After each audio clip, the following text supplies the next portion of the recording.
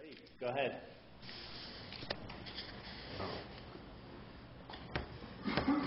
Welcome everybody. Today is Tuesday, June 17, 2014. This is the work session for the Board of County Commissioners, Pickens County, Colorado.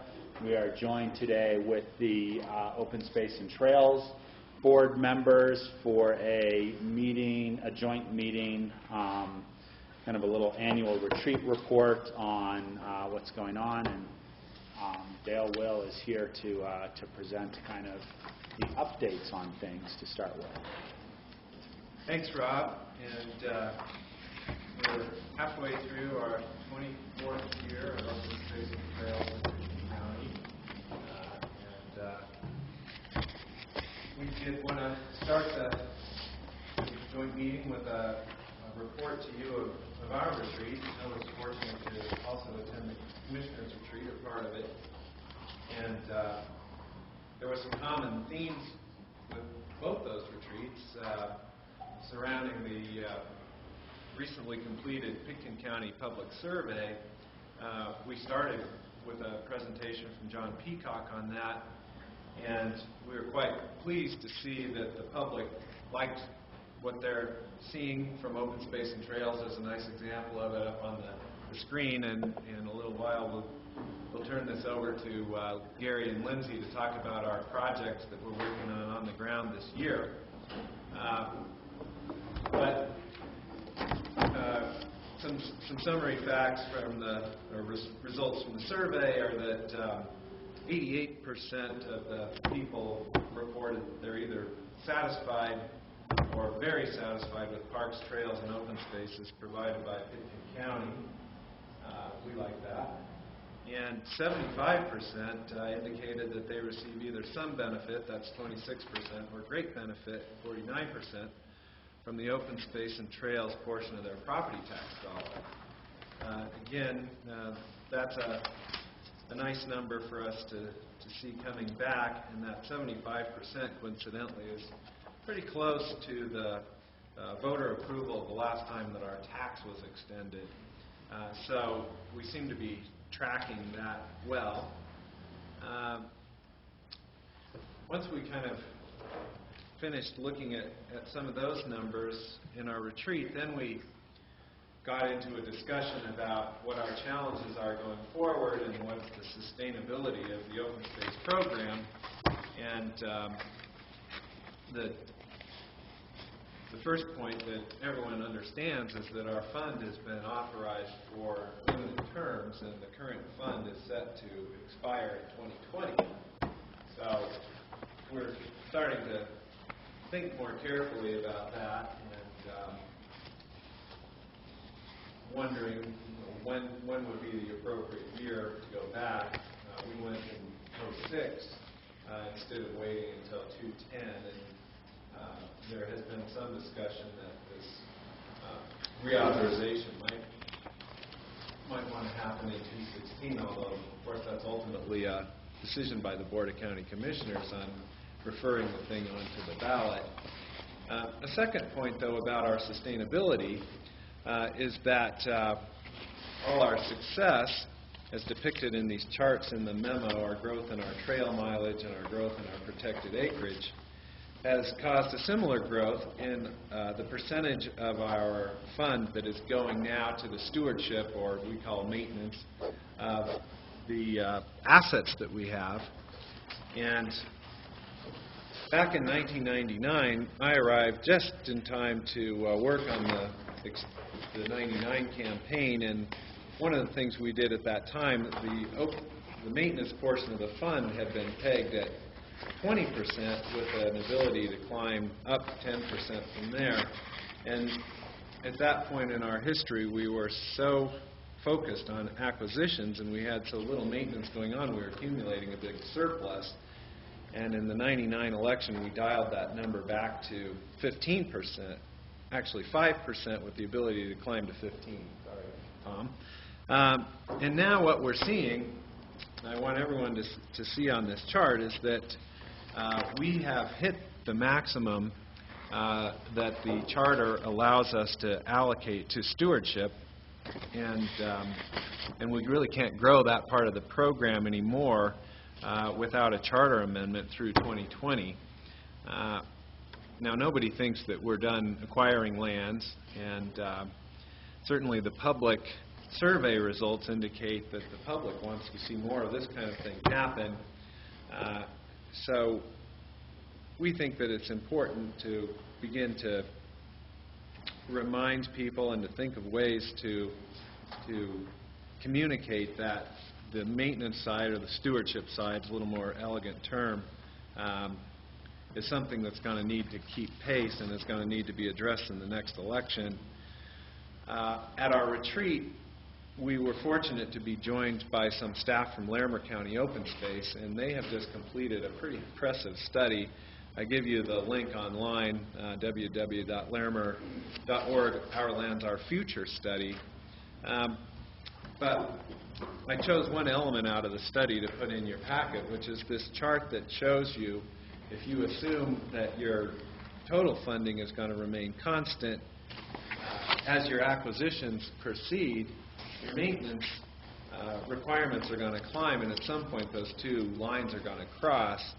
Larimer County is going to the ballot this fall, and although they haven't made a final choice about what the commissioners are going to refer, they are looking at, for the first time in their history, having a majority of that fund being allocated to stewardship. And because of that, and because they wanted to think very carefully about the voters there and what they wanted to see in terms of both the acquisition program and what they're willing to tolerate in terms of the overhead that was resulting, they did do this study and also engaged the Trust for Public Land to do surveying. And some of the salient points from their experience is that the public wants their program to be extended according to their survey. However, there's not much of a taste to see the total tax increased. And therefore, in order to cope with the care and feeding of the assets that they've accumulated, they are looking at reallocating within that fund. Some of the voter surveys indicate the voters have a tolerance to seeing that. They want the program to continue. They want it to thrive.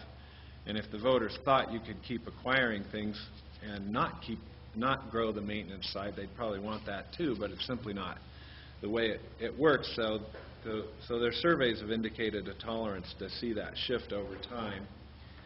I'm summarizing a 4-hour presentation into a few minutes here, but at least that was the big takeaways that I pulled from that retreat. And from that, we then discussed the upshot with Gary and Tom Oken about where this goes for us and how that translates into both our management of the fund and also our at least beginnings of some sort of strategy for this reauthorization. And the good news for us is that based on the estimates that we have now on the growth of our maintenance fund, Tom is projecting tentatively that we could reauthorize and boost that maintenance number from 15% to 25% with the ability to swing it upwards, perhaps as much as 15% over the life of this authorization. Now, the term of the authorization is another subject that we'll all have to come back and grapple with. And Larimer, I think, is looking at a 20-year authorization. Ours have historically been 10-year increments. There was an idea at one point in the staff's internal discussion where we thought maybe the time has come to have a permanent maintenance fund. But given the dynamics that we're seeing with our program, really the retreat concluded that we're not yet ready to do that because we don't yet know how large that side of the program really wants to grow. Some notes about that is that at the staff level, we experience that every time we succeed with something like Sky Mountain Park, there's several other ideas that come along on the heels of it. On Monday, Gary was up on Hunter Smuggler co-op project with the new Sopris Ranger, and that's another example of a great success. We are now managing a 4,000-acre landscape up there in a cooperative agreement with the Forest Service. But translating back into this conversation, the question is, how much of that will we ultimately want to take on? And I think it's a kind of an iterative conversation that we need to have with the voters of where they want to see this thing go and where they want to see it plateau. And so we want to try to plan for that. So that's kind of a summary on that part of the retreat. And maybe before I go on to the next section of this report, it would be a good time if the boards want to interact or share observations about those issues. Questions, thoughts? Michael? Well, it's analogous to a zoo. Getting an elephant is easy, but keeping it is hard. And so that's the stage I think that the open space trails is at. And so I would support fully upping the maintenance. I think people really enjoy the use of open space and trails. The Rio Grande in particular is extraordinary for people using it and meeting each other on that trail. It's really wonderful. But it needs constant upkeep. So I agree with Michael and the direction that your board is going. It just, there's a point at which if you don't maintain what you have, people really question why should you have more. And you don't want to cross that threshold and then try to regain the trust of the public. And I don't know if you're thinking about the ballot question in 2016 seems to be a potential time, because that would mean another 24 months or so of staying at today's resource level for the maintenance of our properties. And I think that's doable. I wouldn't want to keep putting it off too much further out. George? Yeah, does the current 15% maintenance percentage, does that include the Nordic program? Yes. And so the 15% was in place prior to the Nordic program being taken by the open space. And so that's a significant program that we added. And it certainly is, as with the summer Rio Grande use, it's a tremendous asset and use by not only the community but by our guests. So I would think that at some point this discussion in terms of permanent maintenance structure needs to be discussed. We want to be able to maintain the Rio Grande, the Sky Park, the Nordic programs in perpetuity. We don't want to have to sort of keep on thinking about having to go back to the voters on that aspect. So that's just something to think about.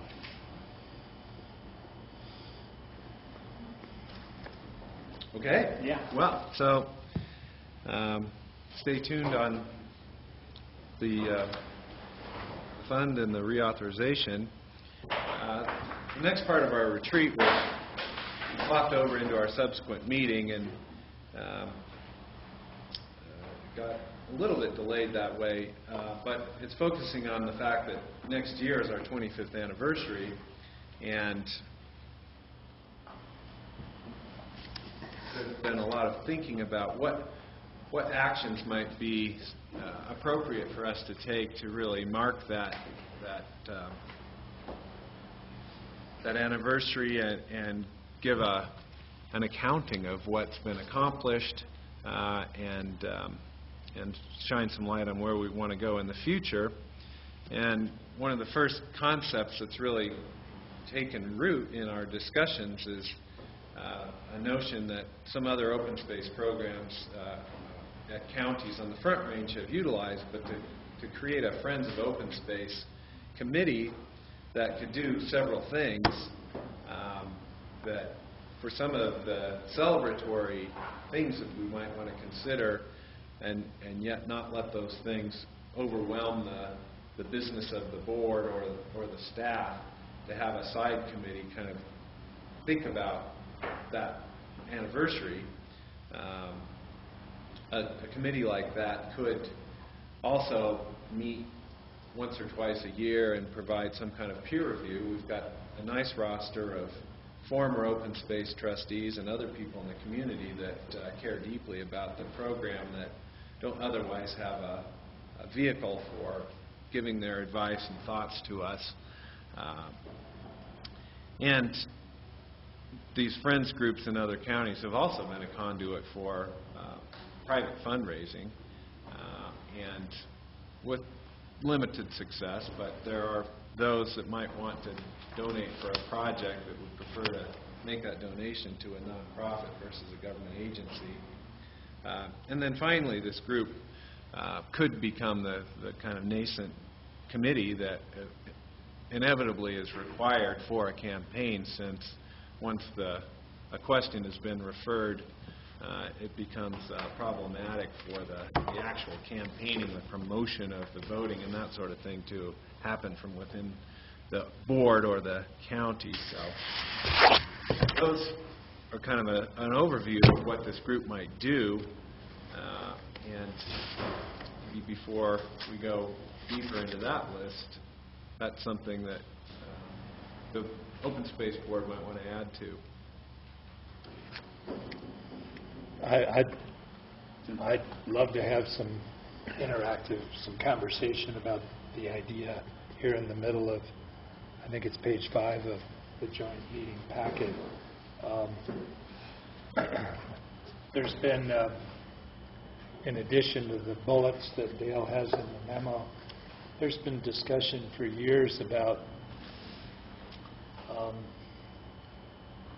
not just a committee, but a tax-exempt Friends organization because of its ability to attract private support. And that could be for things like commemorative books. It could be for things like acquisitions where a deductible contribution could be made in order to quickly capture, option, get under contract, something that has to be very fast moving, assignable to the county program if both boards thought it was a good idea. It's been thought of as a vehicle for beginning a volunteer ambassador program where the stewardship, the rangering, the presence, the interpretive, answering questions from the public could be something to engage lots, hundreds of citizens, particularly in the summer months, but actually year-round, to supplement the full-time equivalent county staff of rangers and others. It could be an umbrella for that purpose. Whether it would morph into a working group on what reauthorizations it should seek would kind of remain to be seen, usually, at least in the campaigns up till now. Those groups have gotten very active around the first of the year when the county commission thinks is the right year to go back to the voters. So that would be January of 2016, and we're 18 months from there. So I'd love just to get commissioners' feedback on any of that. Yeah, you know, I think it's a really interesting concept, and I think there could be a lot of value in it. I think there's a lot of kind of pitfalls that really need to be worked through. One that strikes me the most is, you know, how do you maintain that real identity separation and not trample on the edges of other groups like Roaring Fork Outdoor Volunteers? You know, they do an awful lot of fundraising, they do an awful lot of trail work. It's almost like reinventing the wheel. Now, of course, they're more regional, they're not just Picken County, but that strikes me. And then there's the organization that raises money for actually Forest Service lands and Forest Service volunteers and assisting the Forest Service budget. So you start to have a lot of real overlap between groups, and how would it make more sense if you're just convening twice a year to ask them to come together and give you input and ideas and thoughts and take on an additional kind of mission for themselves in assisting you. It also kind of reminds me of the parallel with, say, the Friends of the Wheeler Opera House, which, as the Wheeler became better funded, their ability to raise money or do much of anything, they felt kind of pointless. They were meeting with no real power. They didn't control it the way the board of the Wheeler Opera House does. And so sometimes it's really hard to get people involved and want to give a lot of time when they ultimately have no vote on a purchase or no, they're not in the executive sessions and things like that. So I think there's some issues there. The other would really trouble me, or would make sure there needs to be such clear separation, is, quote, a campaign committee, because at the point at which you've started them with some county support and some county staffing or whatever, and then they're going to morph into a campaign committee, no, they're not in my book. People as individuals can take that on, and they can come from every board in our whole organization, but that's just a very, very careful line that you need to be aware of. I think it's important to start the type of public information and outreach and things like that 18 months in advance of what and why this is important. But once you get to anywhere closer to a ballot initiative, a lot of rules really kick in. And the other thing, the book is obviously mentioned as an idea within here. I think that that's a great idea in a lot of ways. I would also think it'd be worth checking with the Independence Pass Foundation on their most recent efforts with the High Road to Aspen. What was their budget like? How did they produce it? How did it go forward? And I think that that's the type of thing that may be well worth trying to solicit some private fundraising for through local organizations. I'd hate to see us create a new board that then applies to Healthy Community Fund for annual funding. So it's like, how do you really create a meaningful role without being duplicative and not really stepping on top of all these other groups that are doing so much great work? Additional thoughts? Michael? And then Howard? Yeah, I think, the nature of the Open Space Trails program is taxpayer-based, which is different from a nonprofit that seeks support. I mean, once you pass the ballot measure, in essence, you've got support. And given that the survey results indicate minimum 75% support for this, I don't think the upcoming ballot issue is going to be a problem, as long as the Open Space and Trails does what it does best, which is things like Sky Mountain Park. And that is a huge success. It is a success.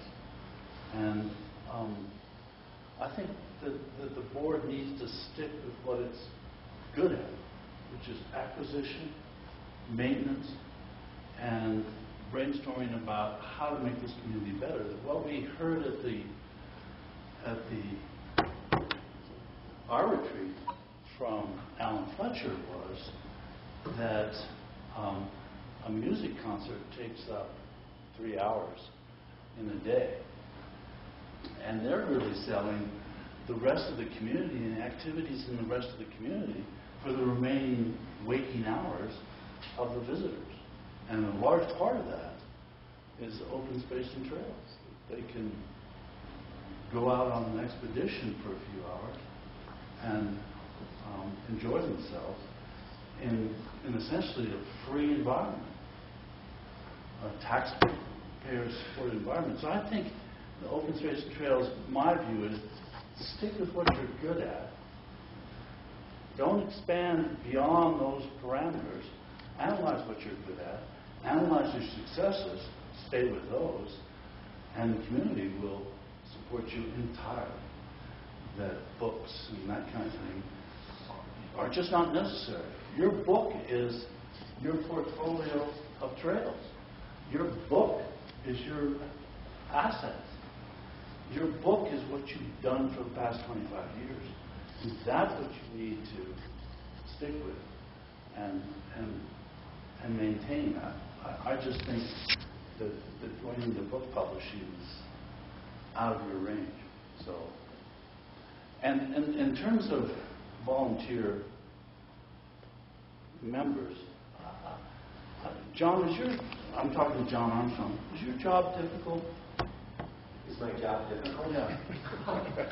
Yeah, well, I think it probably is. And that was a rhetorical question. I'm not sure that a volunteer could be of the caliber of John Armstrong.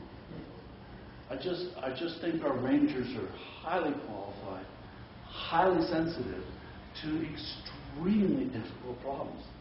There's nothing worse than an owner and their vegetarian dog who doesn't need to be on a leash. How do you resolve that? So I'm not sure a volunteer can do that. So I think as part of that maintenance cost, if anything, we hire more rangers who are professionals of the same caliber as the kind of enforcement professionals we have in the city and the county, with less problematic issues, but certainly just as sensitive issues. So I'm really for looking at what you're good at and sticking with it. That's my opinion. Michael, those are good points, and I think you open up the challenge to our operation for us to be good at what we do. I think we're held to a higher standard by certain volunteers, certain advocacy groups. And I'll just use the Nordic Council as an example. The trails are funded by public dollars, but the Nordic Council sets certain standards for the trail conditions, and they would expect the county to perform accordingly. And I think there's that balance that we would interaction that we would encourage the public to feel like they had a voice in trying to hold us to the standards as opposed to just being silent about it and presuming the county can always intuit what's the right thing to do out there. So I think there's a constant dialogue going on there. Yeah. And that's why you have an open position for the board, so that people can make themselves, you're the feedback mechanism. Yeah. Thanks, Rob. Well, Michael's and Rachel anticipated the next final piece of this retreat report, which is the smorgasbord of potential things that we might want to pursue in order to commemorate this 25th anniversary that are more in the celebratory nature. And the book was mentioned. Frankly, that's a concept that grew in part out of the ski trip I went on with John Fielder, and he was touting his recent work on the 100th anniversary of the Denver Mountain Park system, which I would commend to anyone because it is really an impressive story there.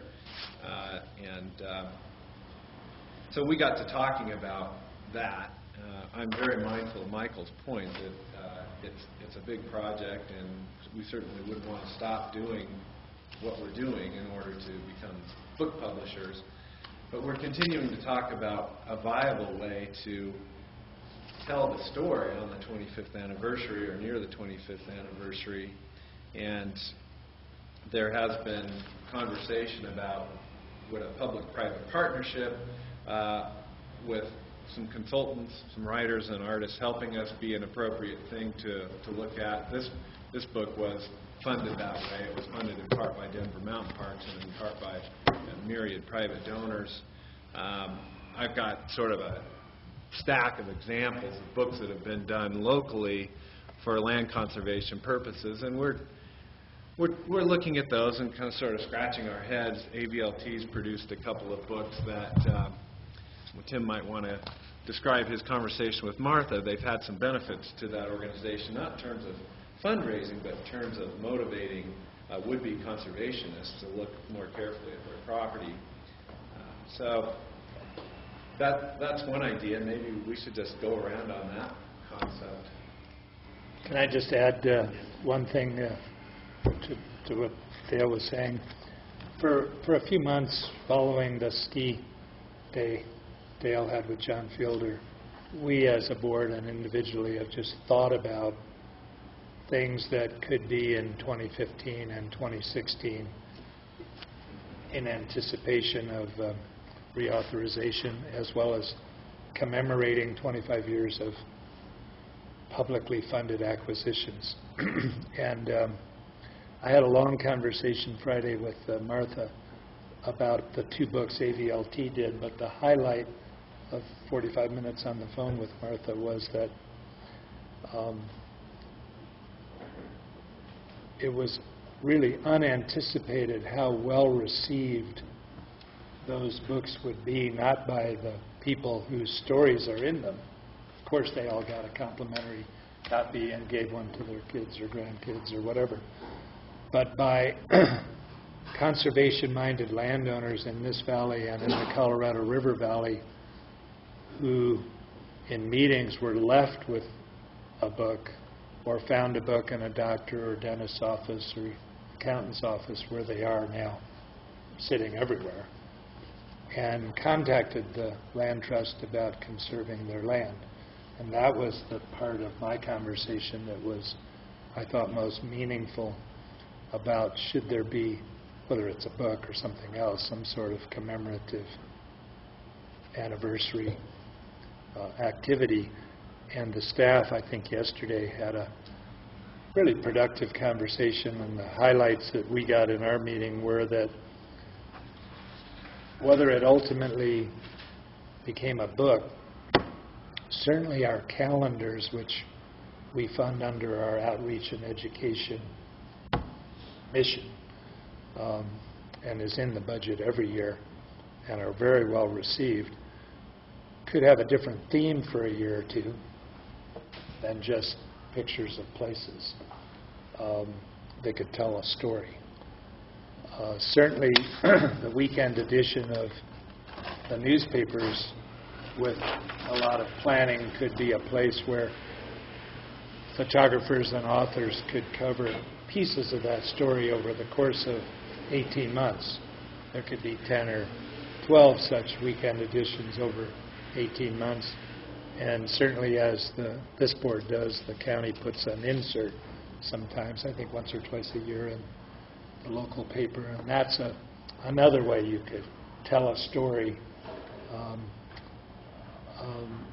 The other feedback I got from Martha was that the one county in the valley that doesn't have a funded program has been influenced by their work, because their work goes well down the Colorado River Valley, and they don't have a funding mechanism to do what Pitkin County does.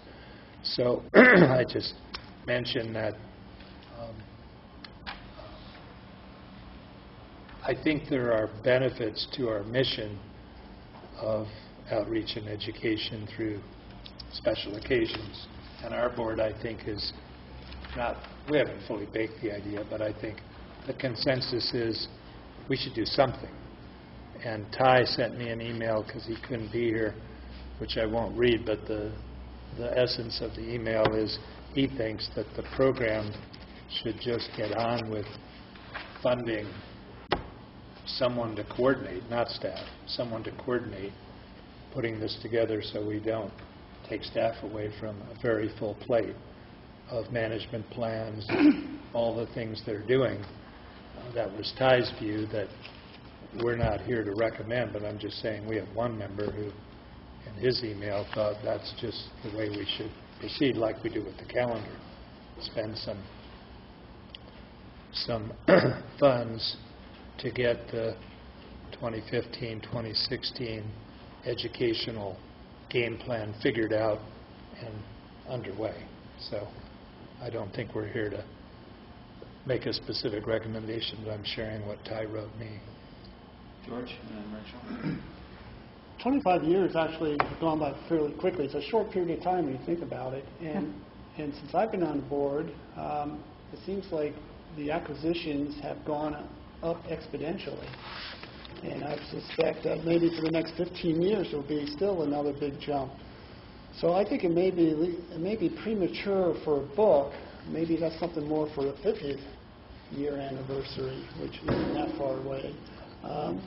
But I like the idea. I think we should do a celebration. It should be an educational and outreach. I think there's other venues. The the calendar is very popular, an expanded calendar version. Give a project for Pat Bingham to do on open space and visit and have stories that can be then shown on Grassroots and CG11. I think there's tools that we have that could provide that outreach and education. I think a book is a little formidable at this point, and I'm not sure, as a coffee table book, you look at it and it's there, but it sort of gets buried amongst all the other things. I'm not sure that's the best use of our dollars and time. But celebration for sure, and you can even think about tying that in with a speaker to bring in at the wheel or something. I think there's lots of other ideas that would generate a lot of PR, positive PR about the program.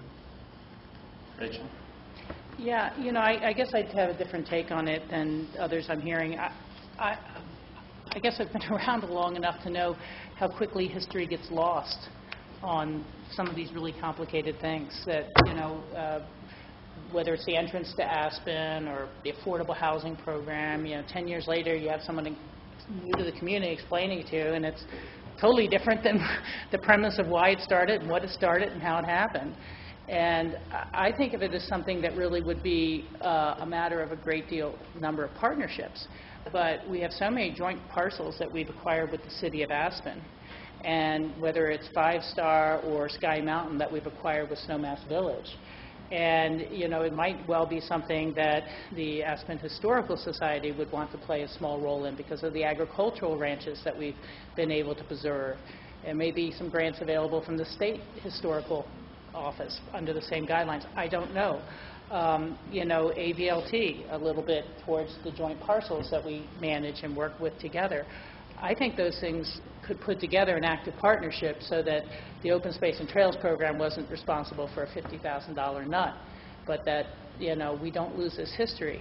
And when I went, again, to the Independence Past Foundation celebration of the release of the new book with Paul Anderson as a writer and David Heiser, there was so much history unveiled just in their 45-minute talk that I had no idea of, that I thought was incredible. And the history, Michael has talked about often when we're reviewing changes to historic parcels and incentives, that the houses tell a story, and they tell a story from one generation to the next, and the adaptation in order to live here. And I'm just afraid that if you wait 50 years and you try to go back to the records, half the people aren't going to be alive, and the history is going to be lost. And so I think it's really important to consider something like this. I would just kind of reimagine how it takes shape and who the funding partners are and who potential grants could be. But you get it down to a small enough share, and you probably really would have some potential contributions from private individuals as well who want to be associated with this type of great work. The one thing I really heard, I was away in the Yampa taking the river tour last week when this whole wedding news broke on Aspen Mountain, was people saying that is such a shame because it just reinforces that impression of Aspen being armchair environmentalists who just like to tell other people what to do and do whatever they like to do themselves. And this is the single strongest proof of our community's commitment to conservation values. And I think it is worth celebrating. I think it is worth producing something significant. But you could easily see, some of our large community private enterprises who have contributed to so many things, whether it's like an Alpine Bank Fund or other groups wanting to be a part of this book. And so I think that it would be well worth pursuing. Steve? I agree with George's perception that probably 50 years would be a good time to do the book, but maybe sometime sooner than that, when we're going for reauthorization, might be a good time to release it. I think the important thing right now, though, is the documenting things, taking the pictures, doing interviews, tape recordings, videos of properties and the acquisitions, and those kind of things that we're saving the archives that then could be used for either publicity several years down the road when we're going for a reauthorization of the program, or for putting in the book eventually. Some things could go into the calendar, some of the photographs. So just to continue documenting what we're doing, and while people are still with us who are involved in creating the whole program, to get their stories down before it's too late. My dad's gone, but he talked about it a little bit in his book. So Yeah. Grant? I think the book idea is very valuable, not only as a celebratory thing, but also as a tool to further the goals of the program. And there is language in the program here that allows for public education and awareness of the benefits of preserving open space and trails. And I think we've been approaching it with this Friends of Open Space so that it wouldn't put a big burden on the program.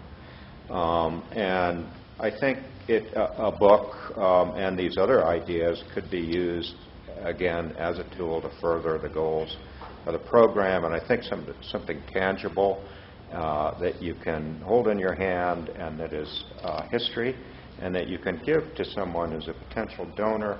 I think it would return the money, and the money wouldn't even, most of it probably be from our program.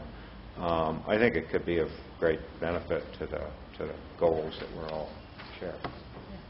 Maybe it'd be better to talk about it in terms as a booklet instead of a book. That does bring up that image of the super hardbound thing, but I think it's important to start compiling that history. But unless you have a project with a due date, when are you going to have somebody contribute?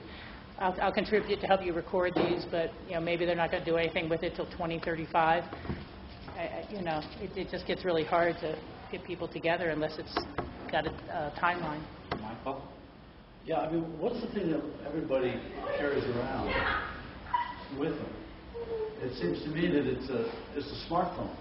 And if you had a station on the trail that activated that smartphone, or that you could activate your smartphone, and you could read history on that trail, that's the book. I mean, I hate to say it, but really, people don't carry books anymore. They just don't do books anymore, but they do their smartphone. And so I think you have to really think to the future about how people are going to acquire their knowledge about a trail. And that trail information, I mean, how many times have you gone 75 miles past a historic marker on the highway? I'd like to stop there, but I was going 75. Really couldn't stop. I'd like to learn about the miners. I'd like to learn about the Civil War of this town.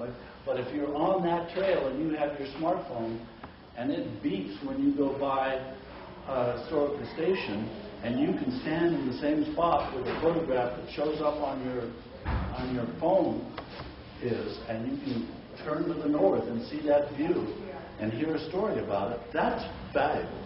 And that educates every user, everybody who's involved in the trail system. And I think you have to look forward a little bit about how people access information, and they really do it through their smartphone. A book is a fine commemorative thing. I'd support a book, a 100-year anniversary book. It gives them 75 years to prepare for it, and I think that would be great. But quite frankly, I think we need to think how people access information now, how they use it, and I bet there's hardly anybody who doesn't take their cell phone with them on the trail, because they want to be able to reach people, and they can reach information too. So I think we need to have a new thought. I was just going to weigh in real quick too, because I was thinking along the same lines as Michael. Although I would go a little bit more of a hybrid, creating a interactive online, in the cloud information where people can educate themselves out in our trail systems. That could be the documentation of something that could be used in a hard copy as well. And those resources are out there. I mean, everything from, iBooks, where you can print things as low as run as one or two. And I like where it's going, where the conversation is going, and I think there's some important aspects, and I'll reiterate also what I think it was Tim that said. This is such a good tool to generate more interest in conservation easements, more interest in, hey, wow, this is going on. Let me think about this with my piece of property, because I think that's something that we need to promote more and more. But I would encourage going a little bit slower than 4,000 to 5,000 copies that would be, it says they'd be sold. There isn't really much information on how many would be given away, how many would be sold. I don't know what the run on the calendar is, but I would start with documenting, and we've got a lot of this information, but we could put it all in one place that has each one of our properties, each one of our conservation easements, some of the historical value in terms of timeline, and do it through an online thing, and then see where it develops and how that would cost to develop into a hard copy for various uses at this point. And then maybe look at, I wouldn't say 50 years, but maybe 30 years as a time frame to commemorate in something larger that's more substantial. But who knows, as Michael said, who knows what the form of media is going to be 6 years from now when we're at 30 years. Rachel? Yeah, I just have to say, I bought 3 books this weekend, so I don't really think books are dead. And there's some new studies that are coming out that people remember more from reading actually hardcover books. And it has a lot to do with your brain mapping and how you access information, retain information. But, separate from that, I go hiking to turn my smartphone off. The last thing I want is emails or buzzing in my pocket or things going off when I've gotten in the backcountry. So I think it's experiences and embrace of all electronic era is just not universal. And I think that, Rob, you've hit on a good point to say maybe this is a project we start now at some level of documenting and being ready on the individual parcels and produce it for the 30th anniversary. It's also a commemorative year and whatever, but, because it seems like there's a lot of disagreement on the boards. But I think it would be just landmark, and I do think it's a huge tool. And I've brought up before, can we create some sort of plaque or certificate or something to give to people who've donated easements to us? And I don't know that we've really ever done that, but we get fishermen's easements from people, we get small conservations, and we have no reward. It's the funniest thing in our county has no swag. Other counties have all sorts of things they give away to people as nice welcomes, and when they're showing and touring the area. I think we scrape bottom when we have to do that. Your calendar's about the only thing we have. And I think it could be really valuable, but I'll let it go. Tim? I just want to say that listening to our board in our meetings, Ty and Hawk aren't here, and listening to your board, it's a mirror image of points of view about should it be a thumb drive or a CD, a DVD or a book or something to use on the trail. I think the most important thing to think about is the value such a booklet, whatever it's going to be called, will eventually have for the landowners who have voluntarily participated to create a huge amount of permanent preservation of trails and lands, and the future landowners who will work with the program. And that was the point I got from Martha. She's trying to raise more money than they've ever tried to raise because the book has sparked all these people in the queue who, if I can say, want to be commemorated in the next book. They've done 2 volumes. They have enough people to do 3 volumes. And but glad it was provocative, and I would ask you to consider two questions. One is, your board, one is, do you think it would be useful to have some, we don't have a pamphlet, we don't have a brochure, we've avoided that for 25 years. We do have a calendar. The print run is $4,000. The cost is $10,000 per year. They disappear in 3 weeks, according to John Armstrong. They're picked up in the first 3 weeks. That tells you something about just pretty pictures on a calendar. And so the first question would be whether open space is involved in time or money. Do you think having a commemorative publication would be useful to the mission of the program? I'm asking your board. If it came about through writers, photographers, artists, editors, donors, if it came about to celebrate 25 years, or came out in 2016 after the 25 years, so we have 18 months to do it, do you think it would be a good idea? That's the first question. I've already said yes. So. Do you think so? Yes. Well, Tim, I think that the production of the calendar is with a theme of 25 years or something is good, and it actually is something you already do. It's something you do well. You pointed out it disappears off the shelves in 3 weeks. That's sticking to your mission, it seems to me. That's sticking to something you do well. So on that level, I would totally support that. Going beyond that, I'm not so sure. Yeah, and I agree with Michael. I mean, calendars are something that people use every day for a full year. It's on, it's on your refrigerator, it's in your kitchen, and so it's a constant reminder of the program, and to have an expanded calendar to celebrate 25 with some more information, I think would be great. I think that's something that is usable. The book I'm not really sold on.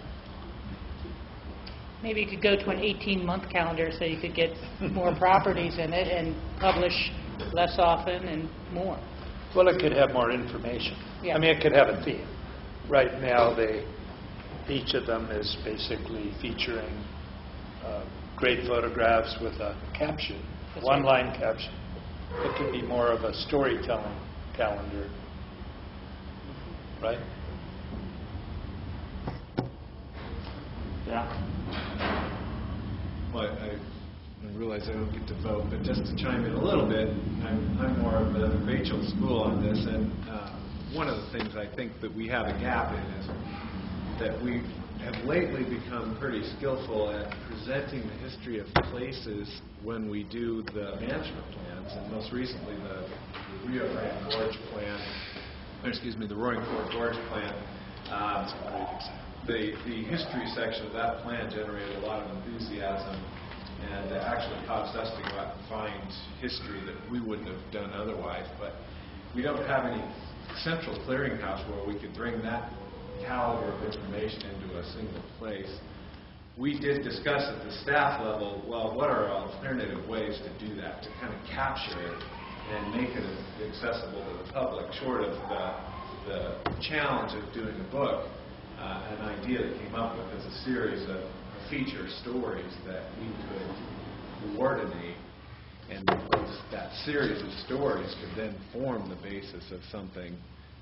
Because once you have the essential data, the stories and the photographs pulled together, then it becomes much easier to create a single document. So at least my takeaway is that we're to continue to pull that stuff together and think about alternatives for packaging it, bearing in mind we want to be efficient with our funds and with our staff time.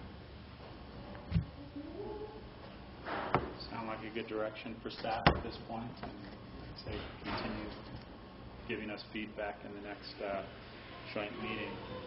Dale, just a note on time here. We're scheduled for another half hour, which includes a lunch while we're meeting here. So I don't know if you want to take a 10-minute break for people to quickly get some food and bring it back to the table, and then continue on for another 25 minutes, and we can go into our break a little bit before we start our regular meeting at 1 o'clock. Great. When we come back, we'd like to just go through our project updates and talk about what we're actually doing this year. Perfect. Let's take a 10-minute break to get some food, come back to the table. So back at 12:25. First tray is veggie and chicken.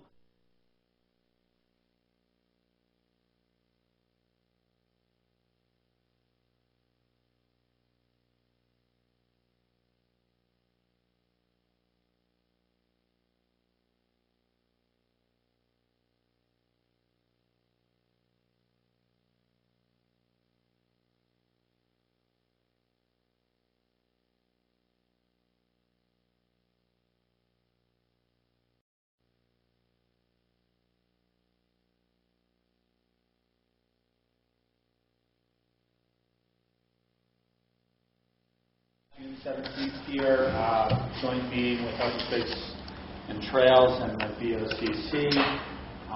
We are doing a working lunch here, so excuse us, those of you that are watching us, that we're going to be nibbling away as we go through some of these reports.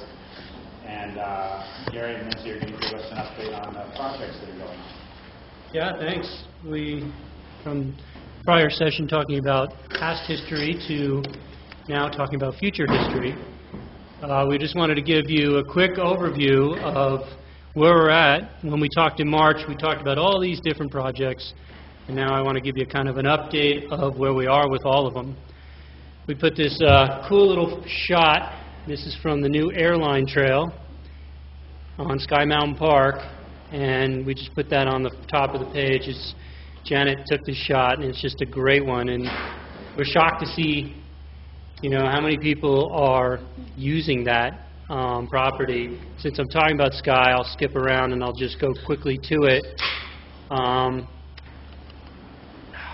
There's part of the airline trail. And the great thing about this airline trail and Cozy Line Trail is what we have found, that there is demand for these type of trails.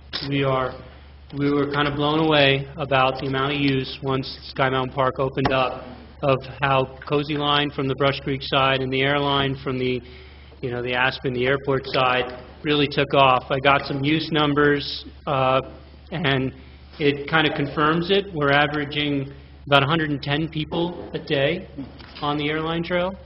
And to give you perspective, that's getting close to, parts of our Rio Grande Trail in Emma and around the Mid-Valley. So you're starting to hit numbers. I think it might be a honeymoon, and it might, drop a little bit as we open new trails. But that is a lot of people for, this area, which is great. I mean, people have loved it. We've gotten incredible feedback. We've gotten great articles written in the paper, great editorials written in the paper. I mean, really, truly, this is, this is a process that we've been working on for a really long time to try to involve the community and to really look at trail building in a coordinated way, and to look at trail building in more of a sustainable way. And when you start building these sustainable, lower grade trails that are really well built, the people respond by going, wow, this is a lot of fun. And then this gets into what we're building right now on the Snowmass side, called the Deadline Trail. And it's in process. It's on the way right now. And Progressive Trail Designs, this is the one that we've gotten a grant from the Walton Family Foundation to fund half of this trail. The town of Snowmass Village is also, the type of trail that we're building. We estimated it, and it came in a little bit over estimate when we designed it. But the town of Snowmass Village marketing department is actually covering all the overage on it, due to the fact that they have realized that this stuff sells, hotels, this stuff sells. People come into town, and Town of Snowmass Village is really going to be, looking at, as you saw in the paper, they're looking at, working with ski co-lands to really develop a better trail system than, what was built in the past. And their marketing department is potentially putting in some significant funds to make this all happen. Gary, are these multiple-use trails? The Airline Trail is a multiple use. It's hiking and biking. The Cozy Line Trail on the Brush Creek side is going to be hiking, biking, and equestrian. Right now, the trail is hardening up as we speak with the amount of bicycle traffic on it. It's really hardening up nice, and we'll be allowing equestrians as soon as, we'll probably do a test run in the next month or two to see, because what we had on the other side with Viewline is the horses started punching through pretty quickly, and then the complaints started coming in and all that. So, I think the trail's getting hard enough, maybe with some monsoonal rains and stuff, but the Cozy Line will be open to multi-use, will be equestrians, and then the connection will be made to Cozy Point Ranch for equestrians. There's also a Cozy Pony Trail that we created on Sky Mountain Park, and that's on Cozy Line. It's on Cozy Point South. You come up on the Brush Creek Trail, and there's an old ditch that we don't use anymore, and we actually cleared that ditch out. And it's, a beginner hiking, quick hiking loop or a quick biking loop, but it's also going to be a great exercise loop for the equestrians at Cozy Point Ranch. And how do you all I see is bicyclists on your pictures. How do they deal with rights of way and that kind of thing? What are the rules of rights of way? The rules are, bicyclists need to yield to hikers and equestrians. Well, everyone needs to yield to equestrians. And, we're trying to work with the mountain bike community. The mountain bike community right now is really taken to these trails. But, through, some of our camera surveys, we have seen that, especially on the Snowmass side, there's 30–40% use by hikers. There's not a whole lot of equestrian use, but there's a lot of use by hikers. And we've seen a lot of hikers. I've seen them on the Cozy Line Trail and up on Sky Mountain Park, on the Skyline Ridge up top. And, for the most part, we're not getting a ton of complaints. The biggest complaint we're getting right now is about Airline. We built it so much fun that people would love to have it to be just downhill. But that's not the reality here. We have one trail, and it's one access to Aspen. And, overall, people have gotten along, and we've just put up some more signage to make sure people realize where to yield. And we're going to work with the Roaring Fork Mountain Bike Association to start getting that word out that, we all have to live in one sandbox, and we all have to respect each other as users. Yeah, I find that the bicyclists yield to me if I step off the trail. And they're perfectly happy then. So that's always difficult for me. It is difficult. It's one of our, it's a difficult thing to educate people on, and that's why we're trying to work with the bigger organization that really works directly with mountain bikers, because I think, hikers are too obliging all the time, and they get off the trail and they do all that. But we need to make sure bikers realize that, they really do need to yield to hiking traffic. We need to do a big, more education on it. And it's going to take time, because it's one of those things where everywhere we have that issue on Smuggler, where we've had mountain biking and hiking forever. So we have the issue here too. The good thing is so far we haven't gotten a ton of complaints. Usually we hear about it if there's some major conflict going on. So we haven't heard a ton of complaints yet. So before we get those complaints, we're really trying to work with the Roaring Fork Mountain Bike Association, mountain bikers in general. Our rangers are working really hard to make sure that everyone gets along. Right. I think the bigger organizations talk to their moms. That would work too. Cool. And Sky Mountain Park. While you're still there, Gary, so just to follow up on Michael's comments, do we have or will we have signages saying how the yield, bikers need to yield to hikers, all need to yield to equestrians? Because I agree with Michael.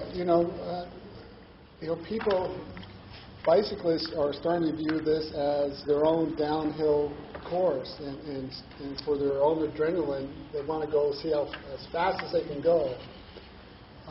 And so if you're a hiker, you're actually an obstacle for them.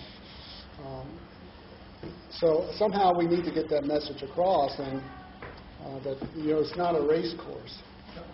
I agree, and we've put up, we've just finished our overall sign standard update, so we'll be ordering all our permanent signs, but we've put up temporary signs on, especially the airline trail, which is the one that is really the fun one that people would love it to be downhill, and it's pretty bright. I like what John has done to develop that sign. It's very bright. It says, right now, it just says caution, two-way traffic.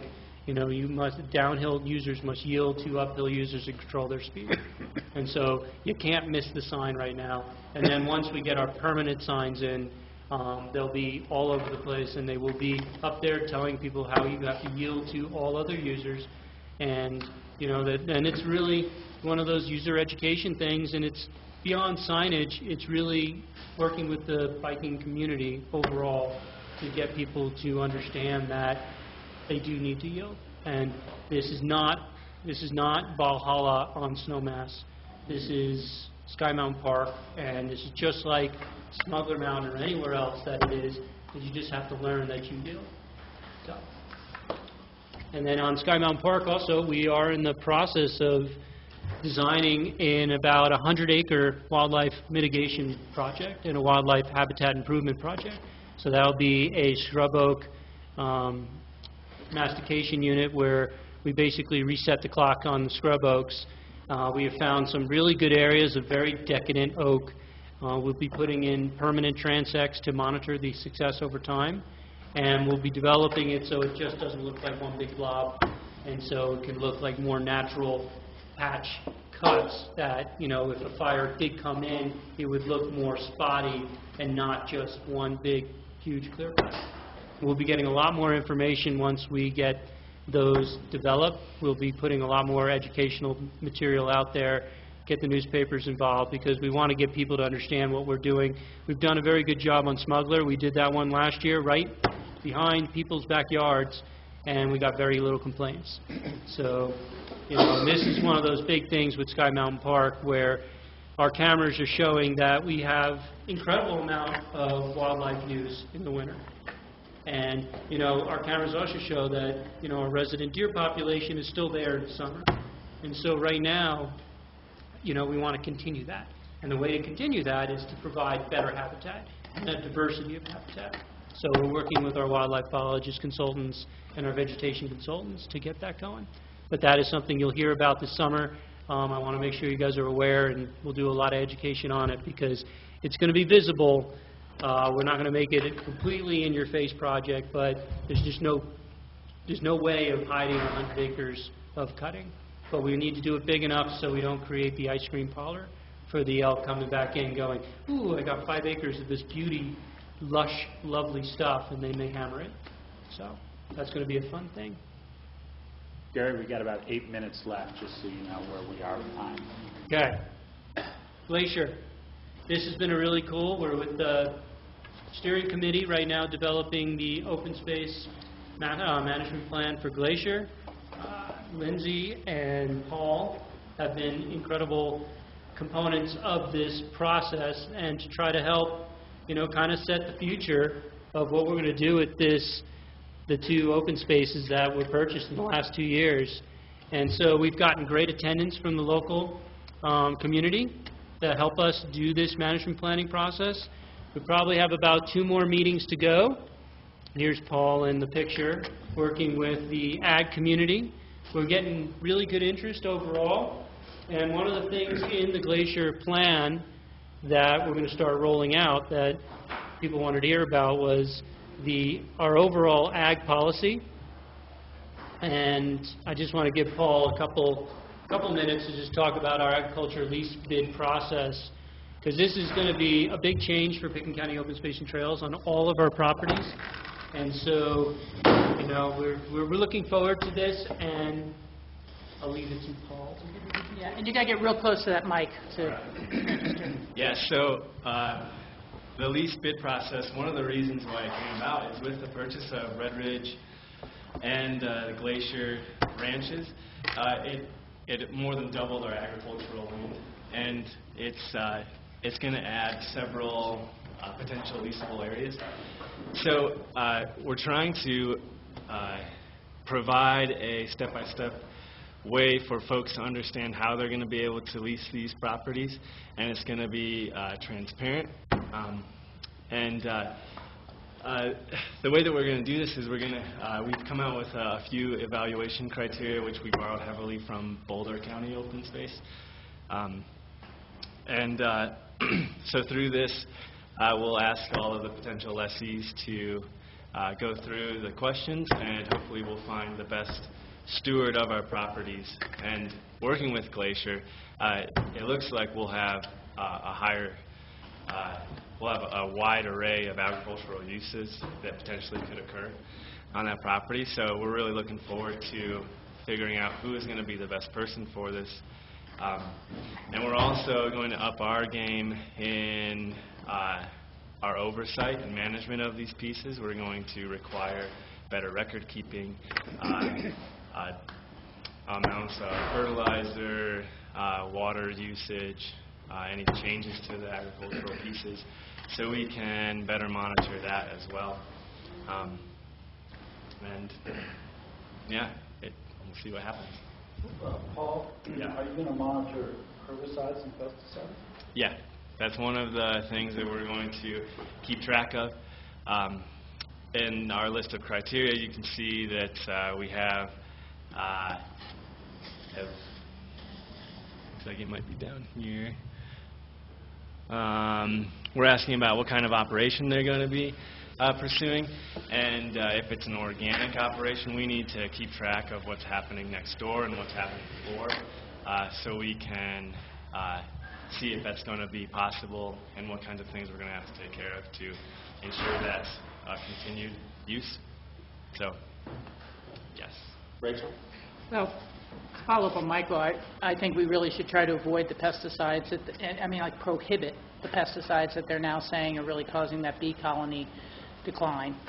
But second than that, I want to make sure that whatever contract we end up signing with these folks, we have a revision and can cancel should they not fulfill their promises or not go so long term that we can't review other opportunities in the future. Are you looking at like a 3-year contract, or because I know they have to have enough time to want to make some investment in the property as well? Yeah, it's right now we don't have a set lease period that's going to go along with this. Currently and in the past we've used a 5-year lease, but it just gets renewed annually. So right now we're working with County Attorney John Ely on a new form for our lease, and one that if folks don't fulfill their promises, we will be able to find a better steward of those properties. Thank you. Rob? Howard? CSU has an extension program. Are you in communication with them, what they would advise given the elevation, type of soil, the weather patterns, etc.? Yeah, we've listed in the property to work with Jeff Piper, who is the agricultural extension for our county. For some of those unconventional agricultural uses, we'll lean heavily on him and get him in contact with the lessees to help develop an appropriate business plan. And we'll also talk with him and some of the NRCS folks over in Glenwood to make sure that what they're proposing is going to fit with the certain property that they're proposing to do it on. George? Yeah, I have 2 questions regarding leases, but for this segment, for ag leases, in terms of the process in the final authority, it's been a little lax, no one's fault, but I believe the BOCC needs to be the ultimate approval and signer on leases and not staff. And that would be another check and balance for us to make sure we actually see the leases and we actually sign it. We haven't done that in the past. It's been a slight oversight, but I think we need to do that, especially as we're starting to get into ag leasing.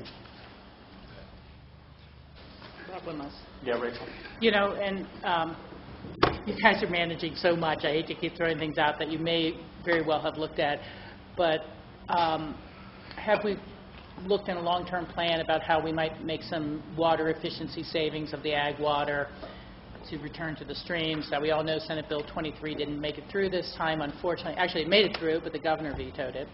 But to me, this is just such an opportunity with some of the water, and I'd hate to see it go, you know, immediately into 100% of the water use and then never be able to look at other ways to repair the riparian areas. And I mean, that's one of the things that we're going to be looking at with all of our leases. It's if you go on to big OST projects, you can see this whole thing, and, you know, water use is going to be one of the things. Because obviously, different types of ag are going to need different types of water, and so we were going to look at that on all the properties. I mean, we're obviously in the use it or lose it scenario now. We need to protect our water rights, but going forward, I'd love to see us be able to get multi-benefits from the land.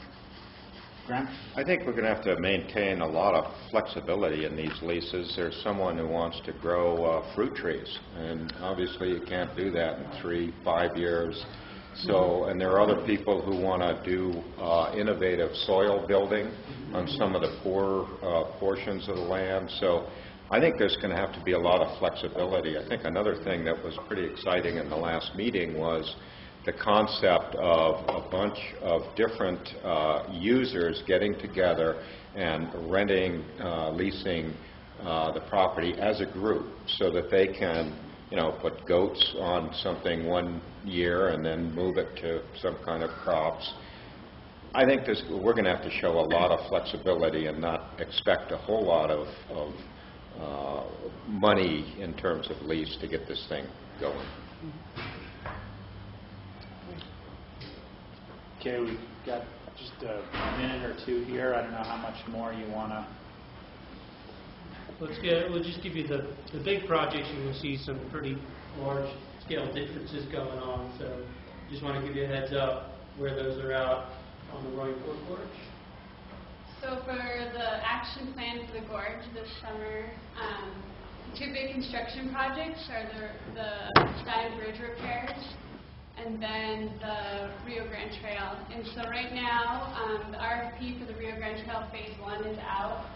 We actually have the mandatory pre-bid meeting this afternoon, and it will close in a couple weeks. And so we'll keep everyone updated and start moving forward with the contractor in a schedule as far as those first 2 miles going from W/J Hill to the Shale Bluffs. The Stein Bridge, right now we're working with our engineer on the different approaches to replacing or repairing those abutments. Right now it seems like our biggest limiting factor is the equipment we can get in there, and so we're kind of working backwards from there based on the equipment we can get in and then the design solutions. There's been a lot of media coverage on the water this year, something that happens every year, but it's making headlines this year. We are going to try to look at how much we can raise that bridge to provide a longer or an earlier season of rafting there. You get on to Elk Park. So Elk Park has been divided into 2 phases, as we know. Phase 1 is the depot. Phase 2 is the majority of the park. The Phase 2 RFP was released before Phase 1 because of the timing issues with CDOT in Phase 1. For Phase 2, we had 2 bid responses, and we've been working with the highest rated bidder. We haven't signed a contract yet. We're hoping to get that done this week and then getting started out there in the next 3 weeks. Again, once we have a final schedule and all that, we'll definitely keep the public informed, work with the community. Phase 1, the bid closed on June 4th. We got 0 responses. We are re-releasing it tomorrow, starting tomorrow for another month. We're removing the requirement that the contractor has to be CDOT pre-qualified. We feel that we'll get more respondents by removing that requirement. It is still a CDOT managed project, and the CDOT grant money. With that comes all of the CDOT requirements that will still be occurring. It just means that the contractor themselves doesn't have to be pre-qualified to CDOT. So we're hoping to get something in the next round of the RFP, and the goal is still to get both of these phases done this summer. Any questions on that? And then the bigger one that we're working on with the Forest Service right now and that you guys will see is the Hunter Creek Smuggler Cooperative Plan. The forestry projects and the trail projects are moving along really well, and we're working with the implementation team to get some projects approved for this year. The Forest Service is working as hard as they can to get us the participatory agreement, challenge cost care agreements, stewardship agreements, some agreements so the BOCC can sign so we can start with the city and ACES, start doing work out there in the National Forest. So hopefully you will start seeing these in July, and we'll be able to start doing work in July and August and September so we can get these pretty cool projects and the community-inspired projects going for the summer. And then just some updates, the online map and website. This is one of those big things that we're trying to work on really hard. Online mapping, how close? The goal is to release it next week. We've been doing a test phase with about 20 different users of different types and shapes and sizes and getting their feedback and incorporating their feedback. And so right now the target is early next week. It'll go live with the app. We'll do a press release and get it out there in the media and the paper. We printed these little cards to have available to hand out with the website. You can outside. And so yeah, so the data itself will be forever updating it, but the user interface will be all ready hopefully by. Cool. Those are the main projects. The other ones, the Upper Roaring Fork Valley Trails Plan and North Star Management Plan, we'll be working through the summer. By the time our third joint meeting comes, we'll have some really good information for you guys on those. Thank you. Thank you very much. Good talk. George had a One couple quick questions. thing, and we don't have time to discuss this now, but I just want to bring this topic out for the BOCC and for open space to be aware of. When we talk about leasing, the other thing that we really never discussed is the leasing on the Victorian and Emma. I view that, and I believe it's true, that that's really a Pickens County asset for housing, and probably should be following our housing guidelines, and I'm not sure that is. BOCC really had no input or say in terms of who was in there and whether they met our requirements or not. So that's for future discussion, but I want to raise the issue. Maybe, I don't know if John's still in the room, but bring that back as an MOI to the various boards. Dale? Just a quick note about that. One special thing about that. Dale, you have to get on the speaker. I'm sorry, but we are being filmed. A quick note about that Victorian. The person that's leasing that has to be willing to be a kind of a caretaker or supervisor of that property, and it does attract a lot of attention on the road. So that's just a concern for us. And we've got a former ranger in there who's good at that, but it's certainly something we can come back and report on. Okay, any other things that need to be discussed at this meeting? Great, I'll adjourn our joint meeting, and the BOCC will stay here to continue. We're going to take a, let's call it a 12-minute break. We'll be back at 1:05. That way we can get a little fresh air before we dive into some of our bigger topics. 1:05 back for the BOCC work session. Good. Thank you.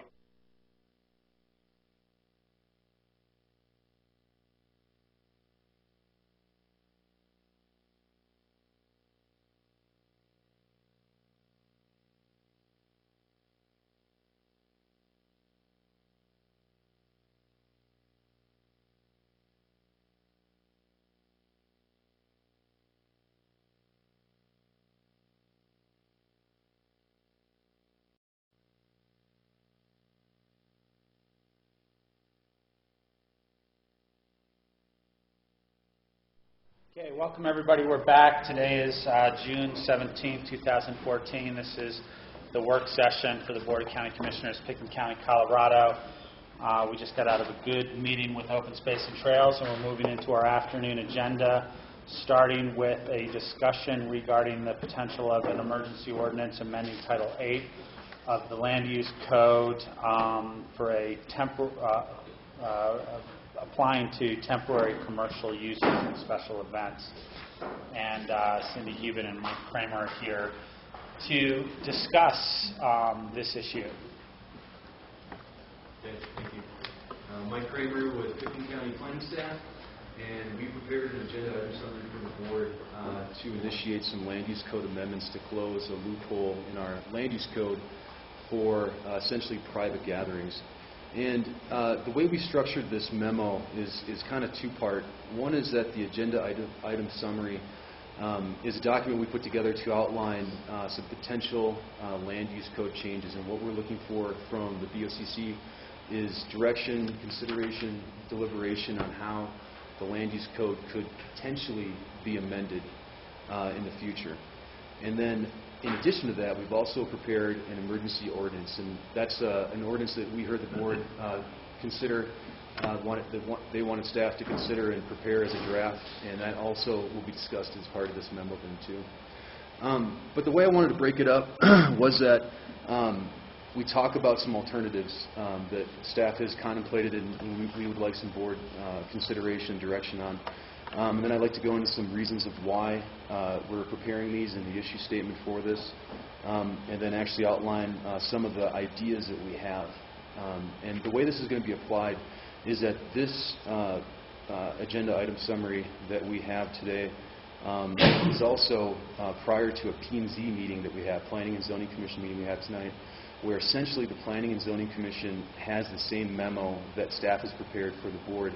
And that is the first step in initiating land use code amendments. And if you remember the process, it's a two-step process. One is that the P&Z takes the land use code amendment into consideration and makes a recommendation to the Board of County Commissioners. Given the urgency of where we're at with this, staff has initiated that with the P&Z this evening at 5 o'clock. And we're prepared to take your comments and direction to the P&Z meeting tonight and inform them of what we talked about today. Then, if they make a recommendation to the Board of County Commissioners, you'll see 2 readings in the future to the Board of formal land use code amendments. And that's kind of the process. So some background. As you know, Pickens County Community Development is the review department for special events and temporary commercial uses. And a special event can be defined as an event that's open to the public, where someone can buy a ticket and join in on that event.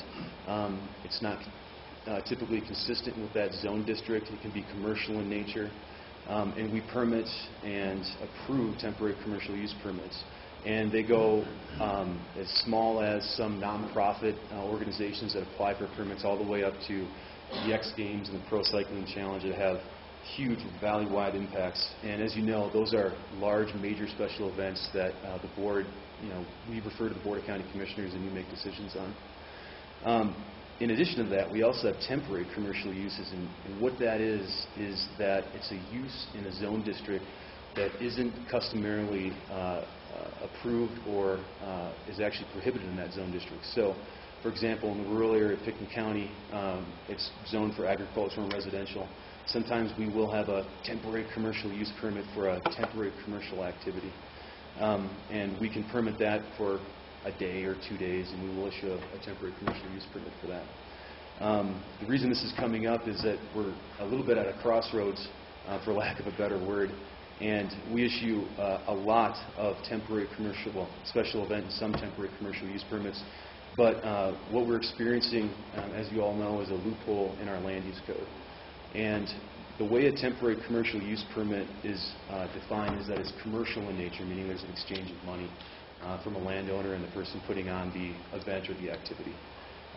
As you know, the events on the backside of Aspen Mountain this past week and then the takedown of this week has found a loophole in our land use code where someone can make the argument or tell us that there is no exchange of money happening, that there is no charges being applied to that event, essentially making it non-commercial and private, and that's what we're experiencing right now in the form of a very large wedding that built multiple temporary structures, over 27,000 square feet. It included a chapel, included a convoy of support and staff and vehicles and generators. And that's really the crux of this code amendment, is to try and get more direction on closing this loophole. So that's our issue statement and our background on this. And what we've done is staff has created some alternatives. And if you like, Rob, I can go over those 3 alternatives, and then we can basically discuss this and tell us how what the board thinks and give us some direction. Why don't we start there with an overview of the alternatives that were suggested by staff? That's the background. So alternatives start on page 2 of the memo. And what we did was, in the first alternative, we winnowed this down to address the issue at hand. And what we did was we proposed to prohibit large gatherings only in the rural and remote zone districts. So alternative 1 is a very specific application to the rural and remote zone district, where if I could just read the definition here, what we'd prohibit temporary uses or gatherings of more than 25 people, including staff, support crew, and participants within the rural and remote zone district is prohibited. And what that essentially does is that would be a statement in our zoning chapter 3, where that could be included, and that would prohibit temporary commercial uses in the rural and remote zone district and special events. We'd also have to redefine what a temporary commercial use is then. And what we did was that in our land use code, we have certain definitions for a special event and a temporary commercial use, and a whole slew of other definitions. But in that chapter, we would amend the temporary commercial use definition. And basically what we would do is take out the word commercial, and the language that we would propose is on top of page 3 then. And we would include not only temporary commercial activities and non-private events, essentially public, but we'd also add language: parties, weddings, private public gatherings of more than 25 people, and non-profit events not otherwise exempted. And what that does is it captures what happened this past weekend in the disassembly this week of what happened on the backside of Aspen Mountain. This is a very specific alternative, and like I said, only applies to the rural and remote zone district. And where Cindy and I were coming from with the number 25, we had to throw a number out there for discussion, but we certainly wanted to limit it because we don't have a standard today in our land use code for a limitation. 25 is a number actually that the United States Forest Service uses when a permit is necessary for a gathering. So in the forest, up to a number of 25, you're free to gather and do as you please in the forest. But once that number gets over 25, then the Forest Service then requires a gathering permit. So that's where we came from with that. In addition to this, after staff had more time to think about it the past few working days, we also thought that if you wanted to consider this alternative, we could base it on impact. And what that means is that we could not only have a certain limitation, if we wanted to, of people at a venue or an event for the rural and remote, but also based on impact, and we could do that through the size of the tents or the temporary structures, so that we could have a limitation or some type of standard where we would not allow more than fill in the blank for a temporary tent or a temporary tent or a temporary structure. So that's alternative 1. Alternative 2, it's more far-reaching, and this is more of a true land use code amendment where we analyze the county-wide effects of how special events and temporary commercial uses are being applied today. In our land use code right now, we have limited language on how a special event or a temporary commercial use gets approval. And it's limited in scope, and it talks about providing adequate provisions for parking, for medical, emergency response, community impacts.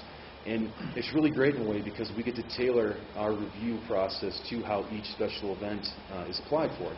So, for example, on less impacted special events, for example, like a fundraiser in the Snowmass Creek Valley, we can tailor our review of special events to that specific event. Now, in contrast, where an event might have county-wide impacts, implicate multiple jurisdictions, we can expand our review and expand the needs of law enforcement, the planning department, neighborhoods, and caucuses to a much larger review, and that example of that would be the pro cycling challenge. where we convene the special events committee and do a major review on it. And it works very well. The problem with that is that we don't have standards. So what we tried to do on Alternative 2 on page 3 was to give the board some ideas of some topics that we might want to talk about for some standards. And you can read those. I won't rattle them off, but they're very impact-based. So we talk about hours of operation, duration of an event, the number of events that can happen on a property in one calendar year. Right now in our land use code, we don't have any of that. And this amendment to Chapter 4, as you're kind of reading here on page 3, gives us some discussion points, for lack of a better word. And then Alternative 3, that alternative is basically a combination of 1 and 2. We could amend the land use code to include this idea of a very specific limitation to the rural and remote zone district, or I should say and we could amend the land use code to create county-wide legislation to address special events and temporary commercial uses in the capacity that you just read in Alternative 2. And so it's basically a meshing of the two alternatives, and that's open for discussion, and we'd like direction on that too. So that's what we have. If you want to flip over to the emergency ordinance, this ordinance is a draft, and it's for the BOCC consideration. And the whereases are very specific to the rural and remote zone district, and that's how this ordinance is drafted and would be applied. But basically, the implication of this ordinance, if the BOCC would want to adopt something like this, is that we would redefine the definition in Chapter 11 of temporary commercial use. And if you want to read it, I can read the definition here. It's on page 5 of the temporary ordinance. And we would eliminate the current definition and then apply this statement here. It means a short-term, intensive use of lands not customary to the permitted uses allowed within that zoning district. Temporary uses include, but are not limited to, filming of movies, television shows, commercials, or promotional spots, advertising photo shoots, trade shows, temporary commercial and non-commercial activities, and parties, weddings, private public gatherings of more than 25 people, and nonprofit events not otherwise exempted. Temporary uses, special events require issuance of a permit under our Chapter 2 of our code. So that would be the new definition. And all those big charts that are preceding that, really page 4 is what you have to look at. And what this Chapter 4 and these big charts are in our land use code in Chapter 4. We have a very detailed chapter about allowed uses, prohibited uses, and then reviews for special review uses. And the way we drafted this is that for this emergency ordinance, we would obviously change this definition and then prohibit temporary commercial uses and special events with that new definition.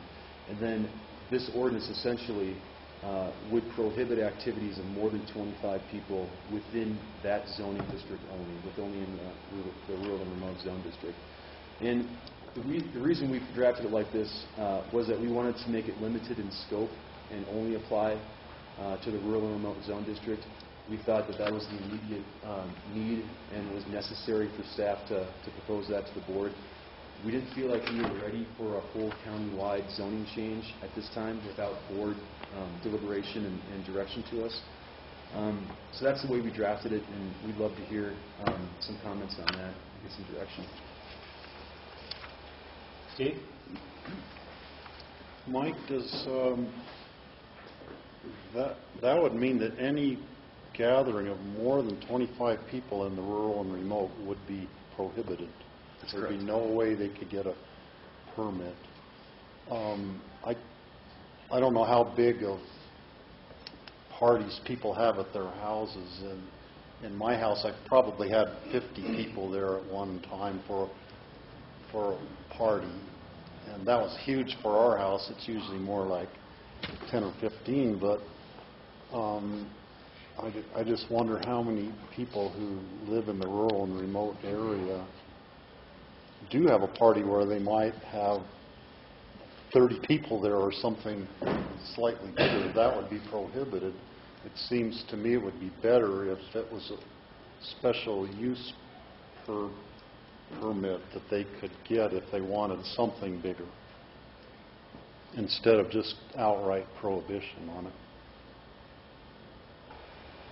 Other comments? George? A question on these scenarios, if you were to go above 25, I thought then it would have to come before a special review either through ComDev or through BOCC. Did you discuss that option at all? Not in this emergency ordinance. In this emergency ordinance, it's very cut and dry that uses above 25 are prohibited in the rural and remote zone district. So this is a very cut and dry scenario, whereas other scenarios are create standards, have a different size limit. We needed to start somewhere, and because the rural and remote zone district was initiated as the transitional zone between Forest Service properties and more urbanized properties, and the Forest Service uses the 25-person standard, that's where we started. Right, but then I thought Forest Service uses a 25-person standard, and then at that point, then they are required to actually get a permit to go through some sort of process. So you may choose to do that.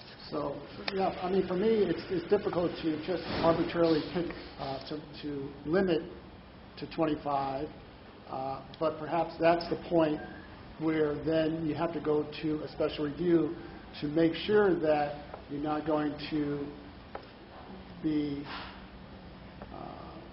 impacting the neighborhoods from roads, from size of structures, parking, all those issues, safety, emergency access, and things like that. To me, that makes a little more sense. And I would agree to start with just to have this in a rural remote for this emergency special ordinance, and then that allows staff more time and P&Z more time to really think about how to address perhaps larger gatherings and involving the neighborhood caucus and things like that, at least so neighborhood caucuses are notified and have a chance to respond. Rachel? Yeah, thank you both for your work on this. Perhaps similar to other comments, I had been thinking that perhaps the number is closer to 30 adults. That gives you 15 couples, theoretically.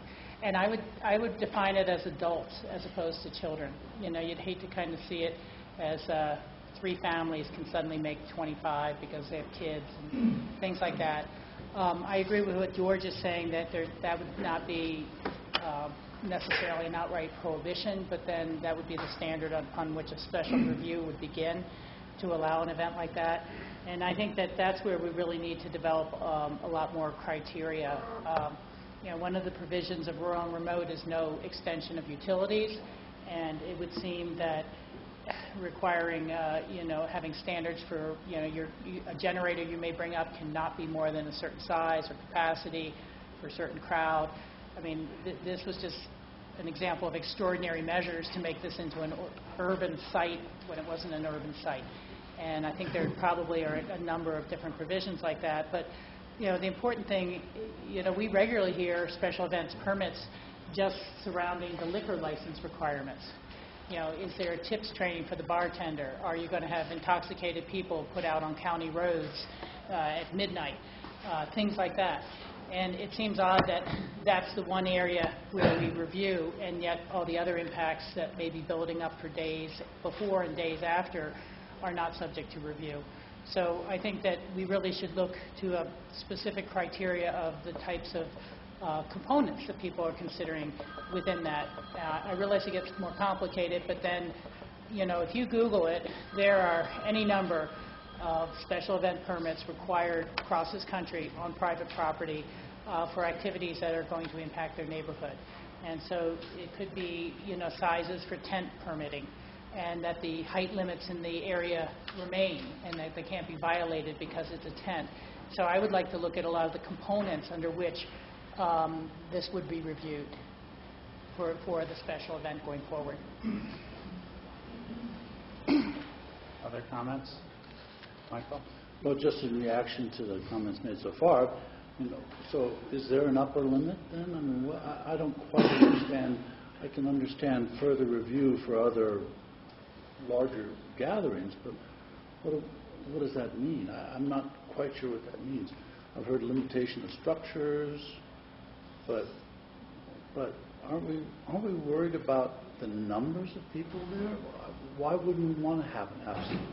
What's wrong with an absolute limit in the rural and remote? I mean, so we're just sort of modifying it slightly, and you could have 100 people as long as you have a small tent? What are we getting at? I think the response to that is that the direction that I've heard from Michael and Rachel is that it would be, George and Rachel, is that there would be a special review, which means it would be the discretion of that special review to limit the impact, limit that upper number. And I'm just stating where I think these two stand, right, and what their comments were. That's what I see, but I don't understand if the problem is impacts, and 25 is too much of an absolute number, then you can go up in those, and then it's up to somebody to make a special case for. I just don't quite understand how we make a judgment about it. Rachel? Michael, I appreciate your comment. I really hadn't thought about what would be an appropriate upper limit number if there is one. I would just say I think there's a big difference between someone who comes in and would say, well, we're probably going to have about 100 people, and we've rented 16 passenger vans, and they will all be delivered through those passenger vans from a parking lot in town, versus someone saying, well, we expect to have 100 people, and we're just going to park them on the meadow. So it'd be hard to say that 100 is the right number depending on how they deal with the impacts. So that's where it's a challenge for me. But, I think that there probably, as you've asked us to identify a potential upper limit, should there be a special use permit, is a good pursuit. Yeah, and I understand that sort of, the example you gave of if everybody's parking individual vehicles all over the place, that's a problem. If they're being shuttled back and forth in a rational kind of way, that's a different kind of problem, but it's still an impact, more of an impact. So, maybe that's up to us, I guess, to decide what those upper limits are and what the lessening of impacts is.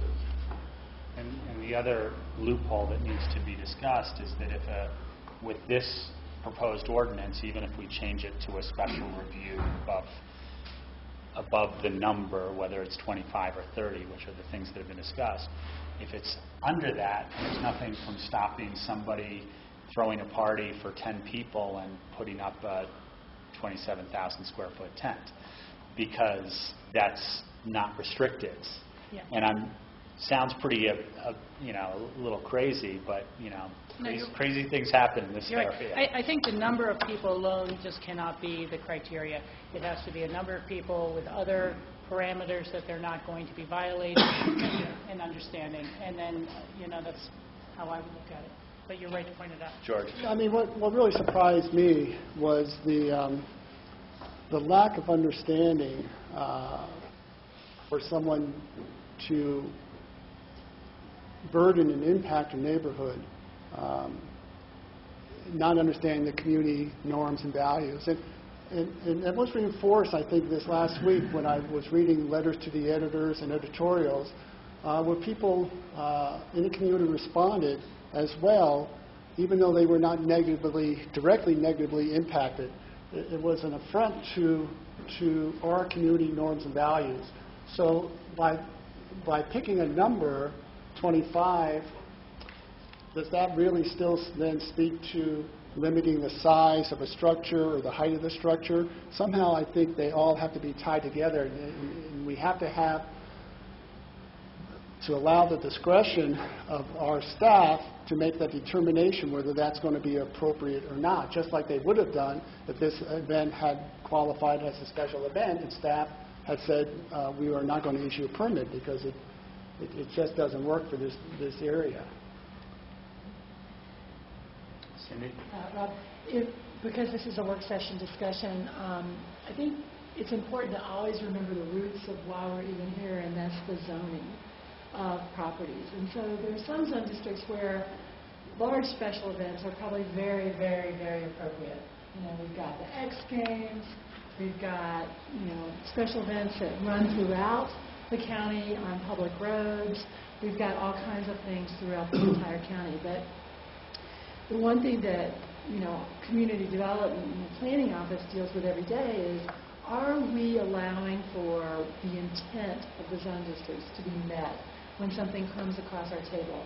And those zone districts are established by you, obviously with recommendations by the Planning and Zoning Commission, and all of those are your authority to determine, you know, the intent of those zone districts. And to take us back to the rural and remote zone district and the intent of that zone district, if I might, because I think that's what we're speaking about the most here, I'd just like to read the basic part of that, which is the rural and remote zone district is intended to, number one, conserve and protect the natural environment and its resources while allowing for limited recreational uses and limited residential development.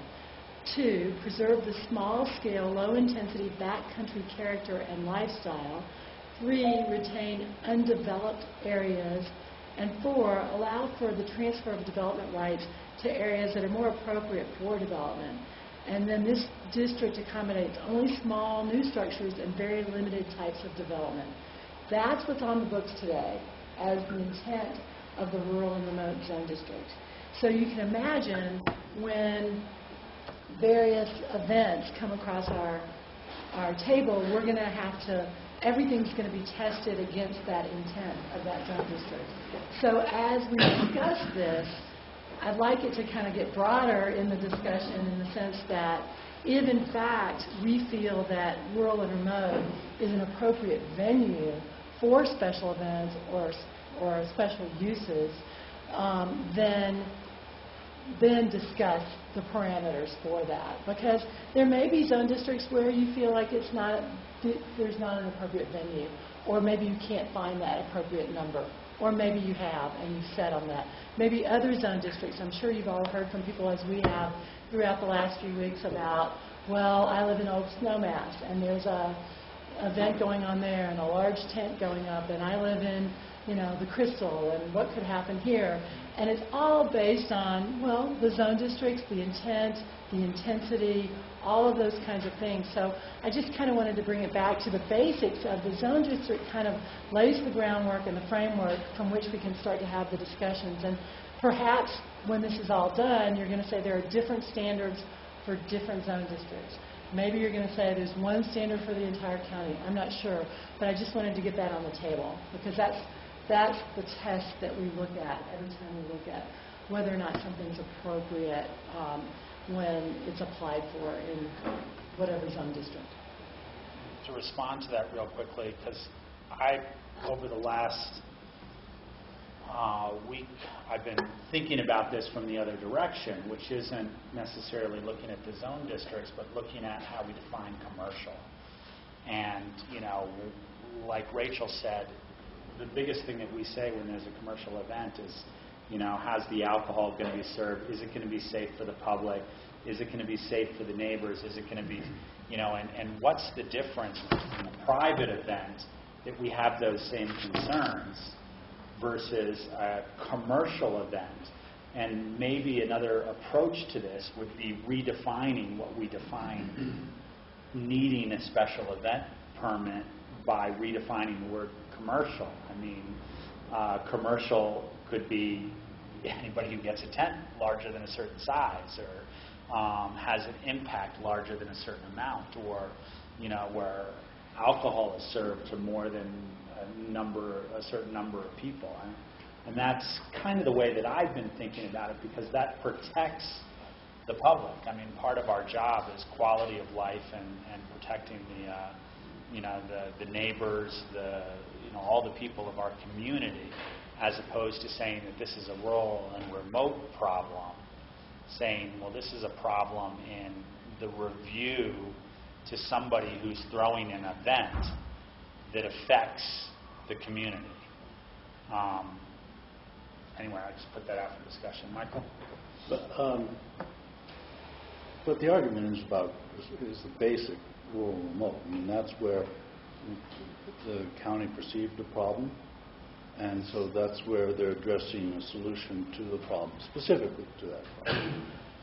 And so, Cindy, are you arguing for an absolute limit then within? You think an absolute limit within that zone district of rural remote is appropriate? Is that what you're saying? I think that's one approach. I think the other approach is that you may find that the rural and remote zone district is not appropriate for special events beyond a very limited number. Right. So it sounds like gatherings. You're trying not to say it, but it sounds like you support a 25-person limit in rural remote. From the perspective of the intent of rural and remote, yes, I do. Okay. Because if you went back to all of the discussions in rural and remote and what we just read here, which was adopted as the intent for that zone district, it's hard to argue for mass gatherings in that type of an environment. Right, except that people are in residence in those places. Exactly. And people have relationships, and they sometimes want to celebrate those relationships in terms of parties, weddings, or other gatherings, and oftentimes that entails more than 25 people. I mean, that was, I think, what people were talking about here. So they were trying to say, well, given that people want to celebrate in some way at their home, in spite of it being in a rural remote area, that perhaps it would be appropriate to go up to a certain limit with limitations on the types of that celebration. But I don't know. I mean, it's kind of interesting to come down hard on rural remote, and in reaction to the extravagance of last weekend, you say 25 is plenty. So, George? Well, I think we need to come down hard on rural remote because you've got an environment that's usually designated high altitude, limited if any utilities, unimproved roads, far from services. But I guess my question for John Ely is, it seems like we can regulate size and heights of structures through our code and road impacts, but I'm assuming we can. Can we limit number of people? We do limit those things already, George. I think where we departed from the intent of zone district as Cindy describes it, or the actual specific dimension and use requirements that are laid out in the tables within the land use code is the development protected uses, where we've been willing to depart without any additional parameter, and I think that's kind of what's got us into a fix. Regulating the number of people is, I would think, practically impossible. I literally just don't see how you do it. All right, thanks. Follow further, though, can you see, John, the potential to require a permit once it's beyond a certain number of people, as opposed to limit the number of people? I think that the board could enact a regulation that would do that. I don't know how that regulation would be implemented. If the limit is 25 or 100 or 200, and there are 220 people, how would you determine there are 220 people? What would you do upon the discovery of 220 people? It just seems like a possibility. I just don't see how it would practically be enforced, to be honest with you. Can I ask a question? So, John, what limitations, are there limitations that the county can impose that are appropriate to rural remote? Sure. And the limitation on the number of people is something you can impose. I'm just stating, I think there's a dilemma with it. Right. Or Do you see areas where there aren't dilemmas? I think that when the county is involved with the permitting of structures, as occurred here this past weekend, or when the county defines what the specific uses are allowed within a zone district, or allowed by special review only, and what the dimensional requirements of all structures are within the zone district, or allowed to be expanded with a variance, if that's available. That is a regulation that is in place already, essentially, and can be relied upon and enforced more readily than trying to ascertain the number of people on a property at a given point. So you could limit, say, the number of there shall be no generators, auxiliary power units, there shall be a square footage limitation, there shall be a height limitation, should any of them occur. Right now, there are limitations on height and square footage in rural remote. There are no limitations on generators. In fact, they are specifically allowed. But any of those parameters can be changed and modified. And we're talking about a temporary use, not a permanent use. And what you're talking about is limitations on permanent structures within rural remote. You can limit temporary or permanent structures, any type of structures you might want to. Right. So we would include temporary structures that were appropriate, that didn't exceed rural remote heights. That's all possible. I'm trying to think of what we could do on our land, because our ranch has rural and remote land on it. We have had school groups camp there somewhere near the boundary of the rural and remote and the RS-30. I don't know. It never occurred to me which side of the line they were on, but the kids were all camping for several days in small tents. They maybe had one little larger tent for the cooking area. They had 2 porta potties that were brought in. They didn't have loud music. They came on a school bus. The impact was so minimal that it would be silly to not allow something like that to happen, even if it was in a rural and remote area where there was no impact on anybody else. The whole purpose of the trip was outdoor education, so was to teach the kids how to have minimal impact on the environment. And I can't see prohibiting something like that, even though it's more than 25 people or whatever number. Now, if it was a group of 50 people all coming in their own cars and it was bringing in a big generator, setting up a huge tent and having a live band blasting music out, that would be a different situation because it would have an impact on the environment and it would be different. So somebody has to weigh those things. I'd rather not try to micromanage it in an ordinance now, but just have above a certain number of people or a certain size of temporary structure. I can see having a limit on the size of the tent you could put up. And it might be a different size of tent depending on what zone district it's put in. So rural and remote, it would be a smaller thing and I don't know all the numbers, AR-10 or whatever it is. It might be a different size of tent that could be put up. There's so many different parameters to take into account, and I'd rather leave more flexibility in for the community development staff to decide if somebody's applying for a special permit, no matter what the zone district, that we have the leeway to take into account those nuances of, is it a school group camping in their tents on an outdoor ed trip is vastly different from a big wedding with generators and band and tall structures and lots of vehicular traffic and all of that. Well, John? Steve,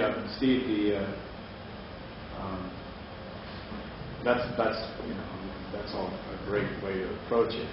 The dilemma is that if you identify a type of activity or an area within the county that deserves special attention, either through preservation or a prohibition style ordinance,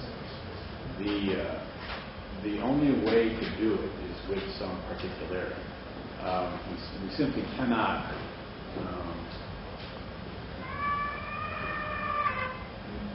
avoid the definition of something that we don't want so that we can surprise somebody later by saying that's not going to happen.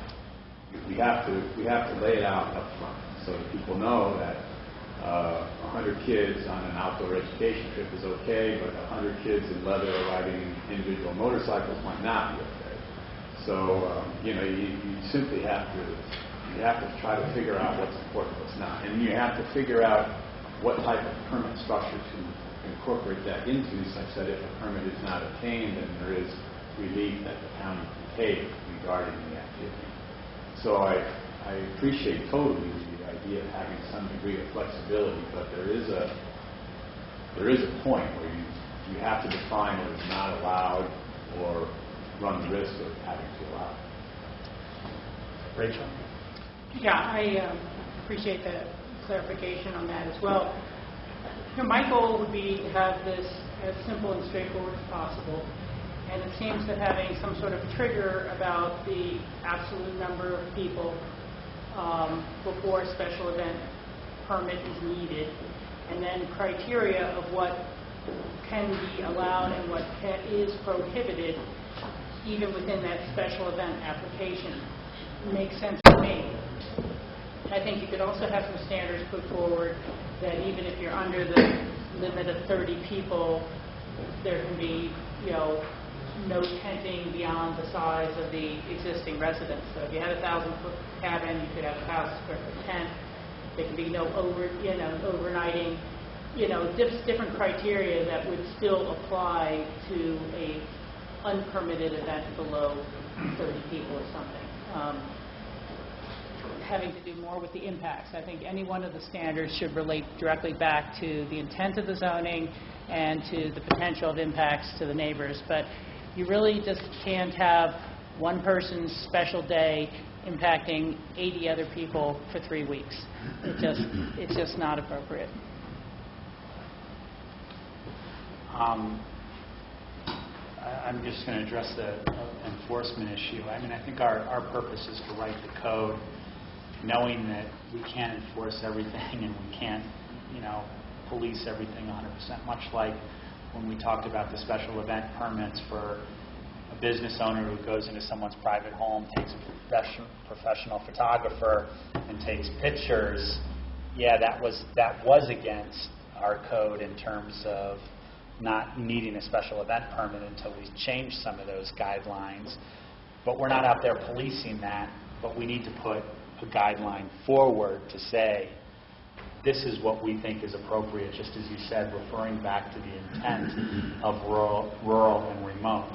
And I feel confident with the special review process to be able to use good judgment. I mean, I understand maybe having some, high extreme, upper limits to that, but at the same time, the staff and the board can always refer back to, like Rachel said, the intent of the rural remote, to give recommendations or to make decisions to what's appropriate once that's triggered. And I'd like to move a little bit slower than throwing in a lot of stuff into, an emergency ordinance. And, the things that we've talked about so far, just to summation some of the conversation that's or to summarize some of the conversation that's gone on, is having a limit of people of 30, which is where I'm kind of at too, before triggering a special review.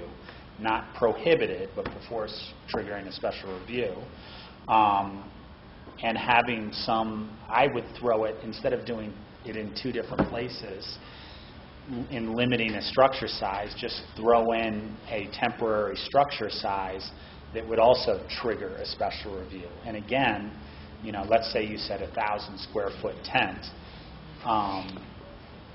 and then a special review would be required if they wanted above that. Would they get it?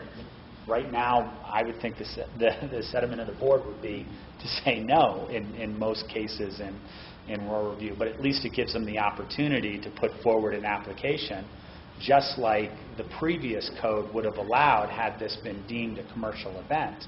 They would have been able to put forward an application. Would it have passed?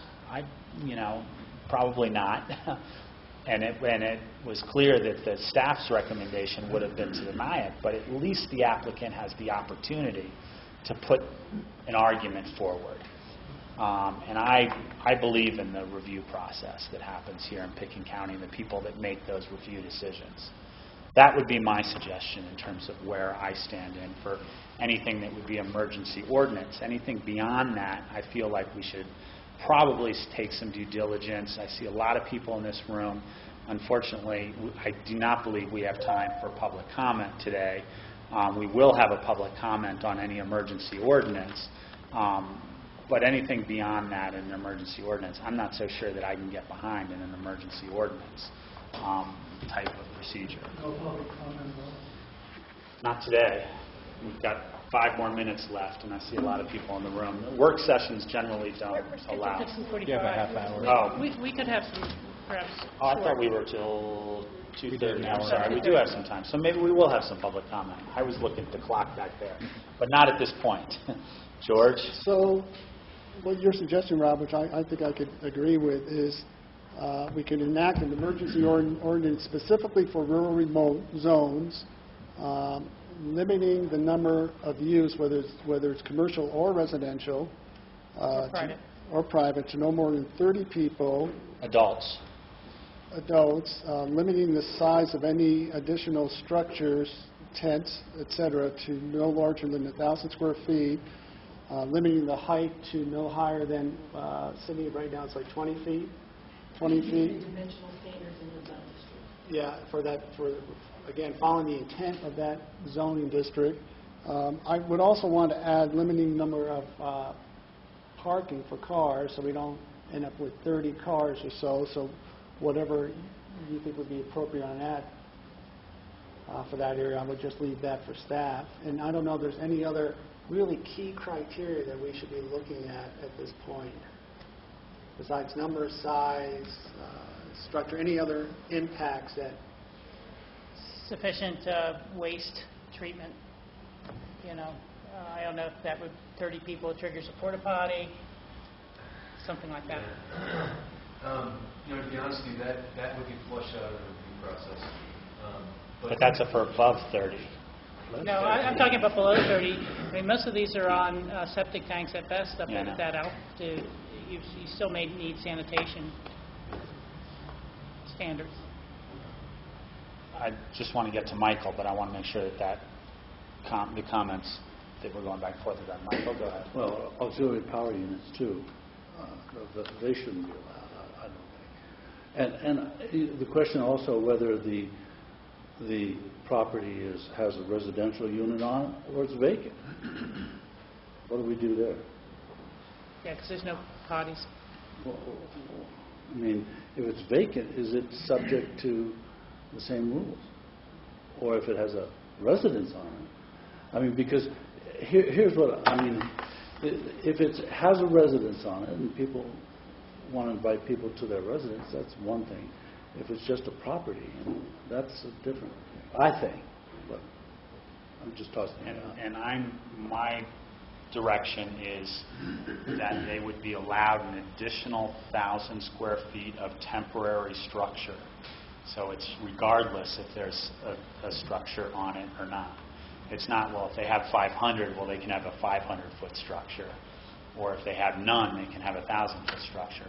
I'm just trying to figure out something to close a loophole at this point in an emergency ordinance, that I can get behind, that has a special review above that, that's a process that I believe in.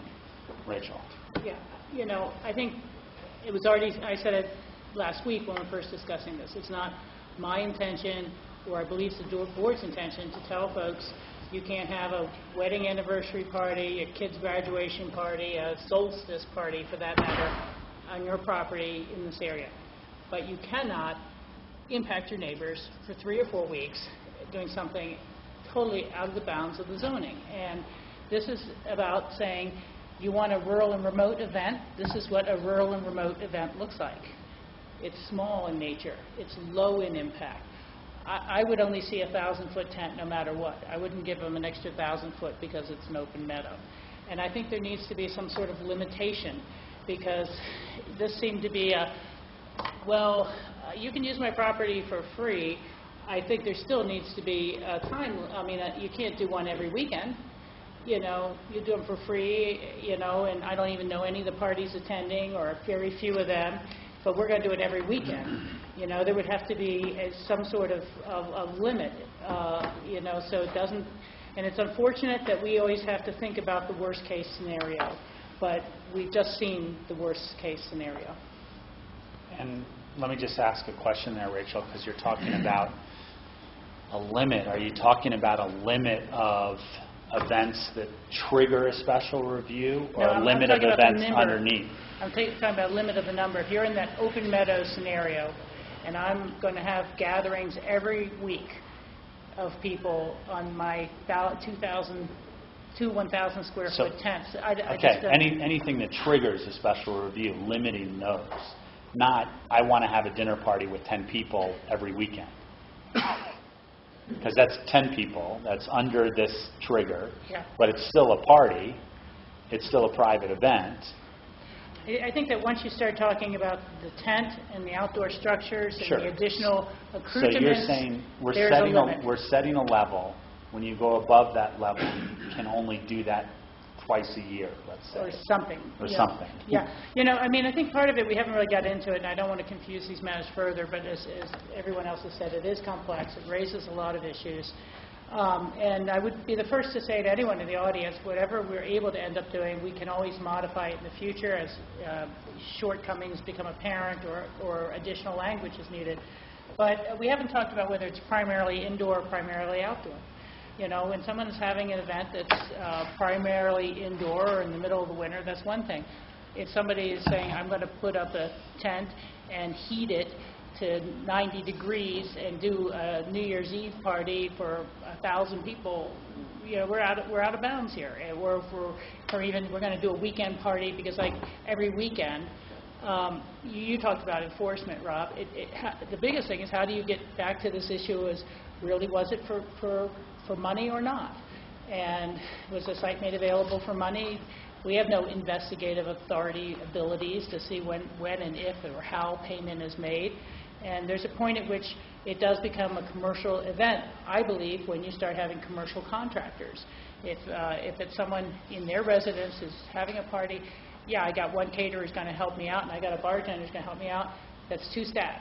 If you start saying, well, we need 15 people and servers, it starts to become much more of a commercial event. And I just come back to whether that's the zoning is not intent for that. You want a rural and remote event, it's going to be a rural and remote event, not an urbanized event plopped down in that area. So I'm just trying to hurdle the conversation, get the conversation together here in terms of what we're trying to do, because are we trying to set a level of criteria, and above that becomes a special review, or are we trying to do that and create some do-all, die-all limits? And my suggestion, as I stated earlier, was let's set a level, put a special review, if we're going to do this in an emergency ordinance. If we're going to do it otherwise, let's have some outreach. Let's get a lot of event planners in the room. Let's get them involved. There's some homeowners here in the room. Let's get them involved and really get the information to move forward with what those do-all, die-all limits are going to be. Right. Well, again, maybe Cindy and Mike would be the best to help pull it all back together for us. But it would seem to me that if you had standards that the 30 adults and below we're subject to. And if it's going to be, well, I'm going to have 30 people, but they're all going to bring their own car. That's very different from where we're carpooling. We've asked all our guests to carpool. We anticipate more than X many cars. But so I think you need some standards for even the 30 and below. The 30 below still can't do 28,000 square foot tent, like you mentioned before. There still has to be standards for what defines a rural and remote private event not subject to special review. And then once you've hit any of those triggers, I do believe, as Michael said, there should be an absolute limit at the top end, but that, and as John Ely has said, there needs to be some standards for denial or some standards for acceptability. And we've already talked about them being the tent permitting, the erosion control, remediation on lands, road damage, extension of utilities, even if it's under a temporary basis through generators or other means, the number of contractors who are going to be employed to host the event. And I think I don't want to see those standards being very loose. I do not want to be encouraging people to try to shoot for a way through that code to go to a 200-person event in rural and remote. I don't think that's the intent of the rural and remote zoning. Now, happy to hear from the neighbors in rural and remote, and I think that that's where we really need some of the most feedback for us, because they are the ones who've suffered through this past 3 weeks worth of impact. Michael. Well, I think I agree with what Rachel's saying. I think actually a special review is not appropriate, quite frankly, beyond that. I think there should, what Cindy is saying is that there's absolute limits within the rural remote district, and that's a 1,000 square foot house. That's an absolute limit. You can't say, well, I'll transfer a TDR there, I'll be a good neighbor, and I'll get an extra 1,000 feet, I'll go through GMQS, I'll get an extra 2,000 feet. You just can't do it. There's an absolute limit. That's the point of rural remote. So I don't see that there's a special review process beyond what we're talking about. There's some absolute limits to it that match the criteria of the zone district. That's what Cindy's saying. So what's appropriate in that zone district? I think, what they've suggested is sort of the height and square footage limitations and some other limitations. That's it. Just don't do it. Take the party elsewhere. Go to commercial areas, go to the hotels and the resorts here in town and Snowmass, and arrange for a 300-person party. That's all we're saying.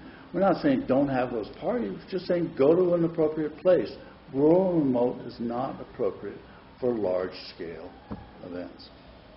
So I'm trying to, again, get some direction on what we're saying here. Are we setting die-all limits, which would be one way of writing the code? Or are we setting limits that require a special review? And I'm hearing two different suggestions from the board without necessarily consensus to move forward to make a decision. So as chair, I'm just trying to get us going in the right direction here. We could take Michael's approach, which is this is the limit that you're allowed in rural remote. We're just going to write it in there and you can't go beyond that.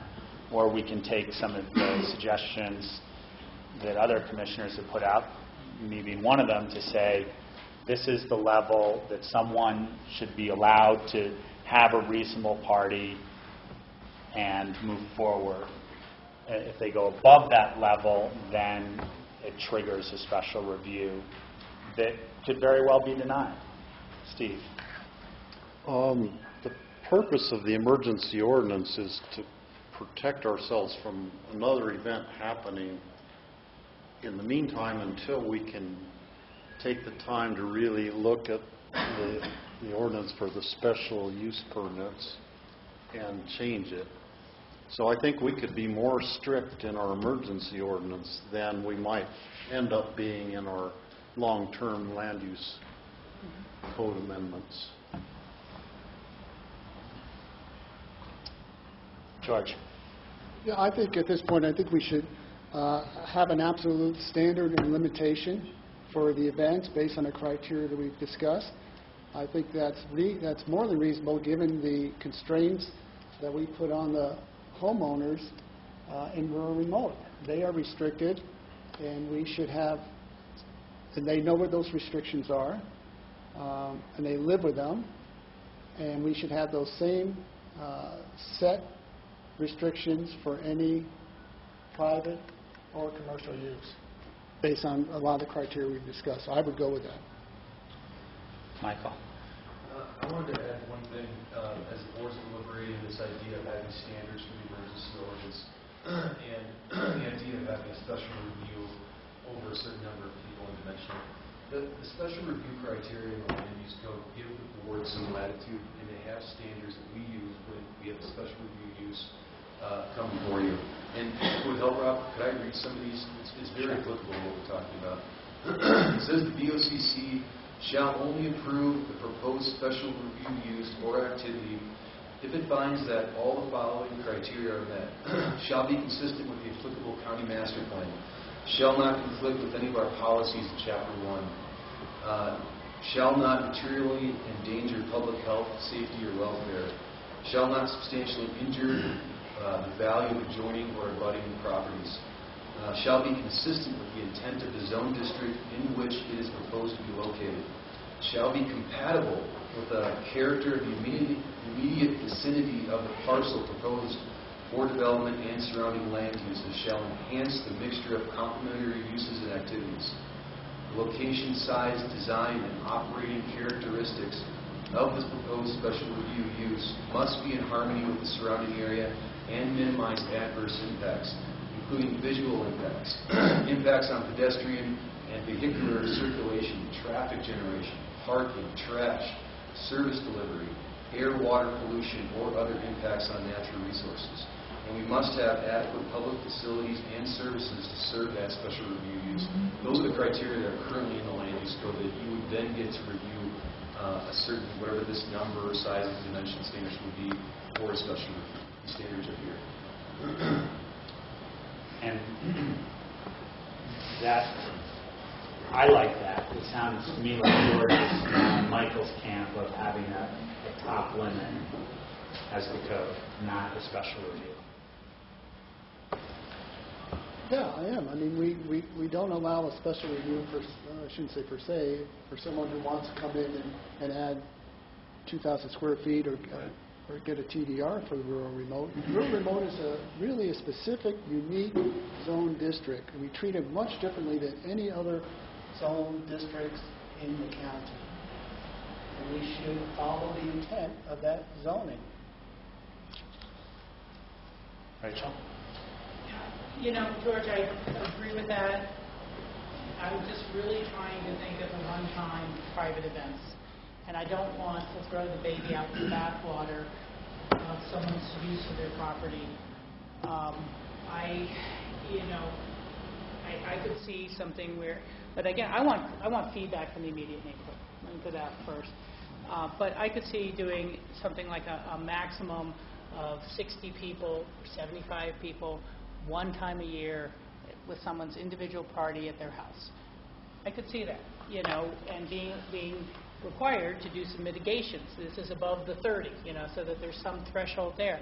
But, whether it's a high school graduation or a wake, where someone lived at their residence, you might crush up against that 30 number.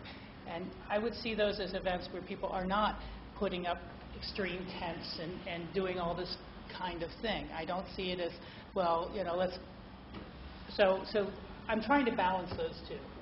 What about the one-time occasional use for a meaningful event for a family in their residence versus leaving it as wide open as we have it now, so that we're seeing it become a zone for this. You can have the most unique wedding in the world by destroying an alpine meadow. I don't want to be there, and so that's only thing I'm struggling with between the two. Board, I'd like to take a little time and open it up to our audience for a little bit at this point. We have a mic over here by John Ely, or Cindy, do you still have a mic over? No, let's use the. Yeah. If that could kind of maybe start over here and work your way around the room this way. if people could try to limit it to a minute, maybe a little bit more than a minute. There are a lot of people in the room, and we only have another 25 minutes left in this. George? I was going to say, maybe just to help you, help the audience, you may just take a quick polling, see how many people actually do want to speak, and then you figure Good out question. the timing. Thank you, George. I appreciate that. How many, just by a show of hands, how many people would like to make a public comment today? Let's see, 2, 4, 6, 8, about 8. So about 2 minutes worth of public comment. If you could limit it to that, I'd really appreciate it. Yeah, and the microphone's for grassroots. It's not It amplification. won't amplify. It'll just go to the TV. So. Is it working or not? Yeah, no, it's working. It's working. And just everybody state your name for the record as well. Yeah, thank you, Rob. My name is Fred A. Arze. I'll try to make this very quick. I wanted to talk a little longer, but I understand the time restrictions. I'm here on behalf of some private citizens that do participate and put on parties and picnics, if you will, throughout the summer. And one of the things we're very concerned about, first of all, we understand the concerns. We think things do need to be fixed.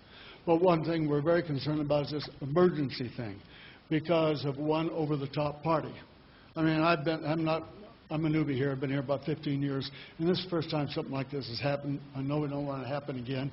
But we don't think, or we're concerned about the emergency aspect in that several of these people are planning and have already planned gatherings throughout the summer. I know one group where this is its 36th year, and it's already gone out and participated and purchased invitations, etc. Well, you need to give people time, I think. And when you talk about emergency, that's just a little scary when people have planned for a long time.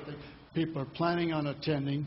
Plus, most of the events I'm talking about, there are no structures to put up, no tents, possibly some canopies to protect you from the sun. And environmentally, we leave the place as we go in and find it. We always clean up. There are no environmental impacts at all. And I think that when you get back and you've covered it, and I don't want to be redundant, but this number of 25, it's a tough number. I mean, I think you brought up the point, you don't have 25 people at your home. Well, when people this is Aspen. When people put together a group of people for the mountains, there's one group I'm talking about does it in Little Annie's, an area that we've heard about so much in the last 2 weeks. 36 years, never had a complaint. And as I said, they leave the place as they find it. So I'm saying I think you've got to give consideration to that. And from a standpoint of an emergency, I think you also got to understand a lot of people have already planned out a lot of this summer. People are planning on putting events on. People are planning on being there. And it's a big deal. It's not small. And then if you come to grips with what you want to do down in the future, sure. Then we've got to say that's the way we have to do it. But having done it for so long, most of these people, I don't think you can just say overnight, well, off, because it's been planned. And again, I want to reiterate, we all understand the concern. We all understand that when you do something over the top like was done, I mean, most of us are flabbergasted by that, those of us that put these events on. And I think you need to give consideration to those people that are planning and doing these. They need some time to change around. And if you're going to change the rules, or if you haven't made them abide by the rules, either way, then down the road they'll need to know that. But I think for this summer, you really have to take that into consideration. Thank you, Brett. Hi, I'm Nancy Snell. I'm an event planner. You've got to use the I'm microphone, sorry, please. it's not the mic that's there.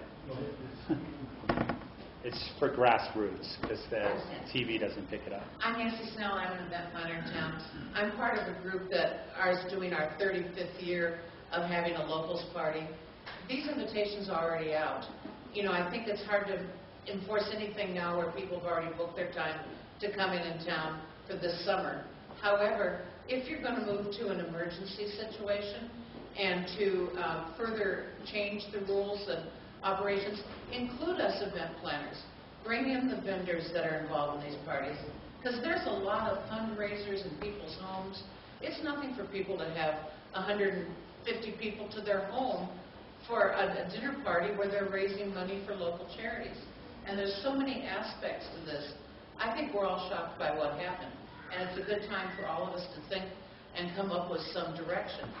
But as Rachel said, don't throw the baby out with the bathwater.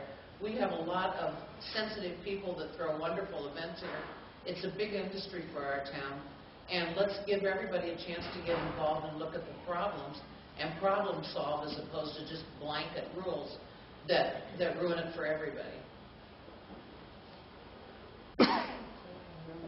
Yeah, so just one clarification for people that are going to speak more is that we are just talking about rural and remote, where houses are 1,000 square feet or less, most of them, some of the pre-zoning stuff. So it wouldn't be Countywide.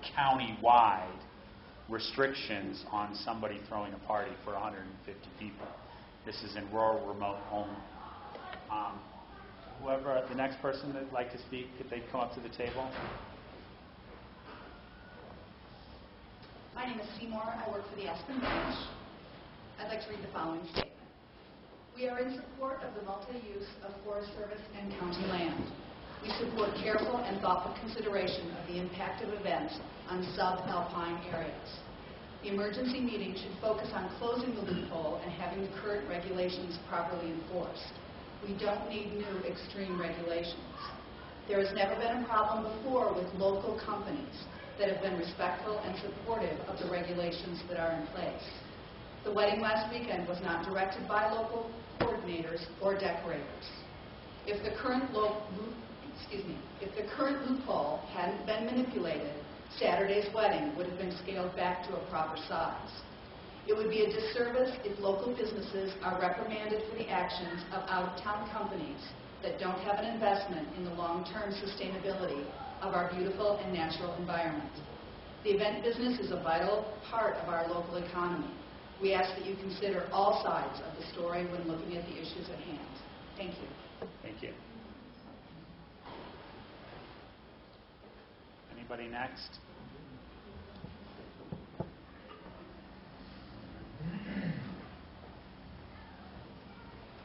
John Wilcox, a resident of Castle Creek Road, 13,500. I think singling out rural remote is a little unfair because all rural remote is not created equal. I have a 15-acre parcel that has a 5,000 square foot house, but after the house was built, it became rural remote. I have a children's party every fall, every Labor Day, and I'm not quite sure, most of you in Aspen know that it's hard to get an RSVP sometimes. I don't know how many people show up, but it's over 50. So to go through the process of filling out a permit to have kids come fish in the pond and kayak and mountain bike and have a hamburger, I think would be cumbersome. I think Rob maybe was close to something, saying that maybe the square footage of the buildings should correspond to the tent. For instance, if there was no building on the property this weekend, then there shouldn't have been a tent. If a guy's got a 1,000 square foot cabin and he chooses to live up there, then maybe he should be able to have a 1,000 square foot tent to have his daughter's graduation party without having to go through the process. The second part of it is that we use that parcel occasionally for Pine Creek events. And as you all know, we have talked to you guys about rezoning that because we are surrounded by ASC, which does allow events. And the gentleman before talking about this summer, we do have an event scheduled for the 28th on the property. So any emergency ordinance, if it took immediate effect, would entail those people canceling their weddings or their wedding or finding some other place to have their wedding. So I think it's a complex issue, but I don't think to, single out rural remote and say, hey, you can't do these things. There are some areas within rural remote that I think might be appropriate for certain events and other areas that may not be. But I don't think it's fair that I can't have a party in my house, but a guy a mile away can have a party at his house without going through the the same loops, use loopholes or whatever. Thank you. Thank you, John. Glenn?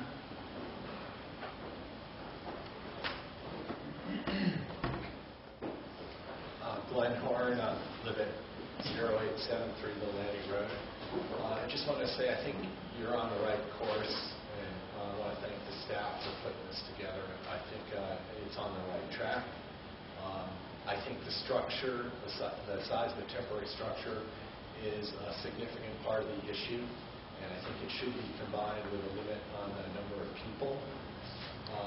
I kind of like the idea of a two-pronged approach where there's something you can do by right and then something you can do by special review with a cap on it. And then I wanted to mention, I talked to Dan Bunton, one of my neighbors who lives in the Little Annie Basin, and he was really disappointed that he's going to be out of town and couldn't participate in this. And I told him it will be going through a review process later, so he was glad to hear that. He does want to participate. Dan seemed to feel that the number was a little low in terms of the 25.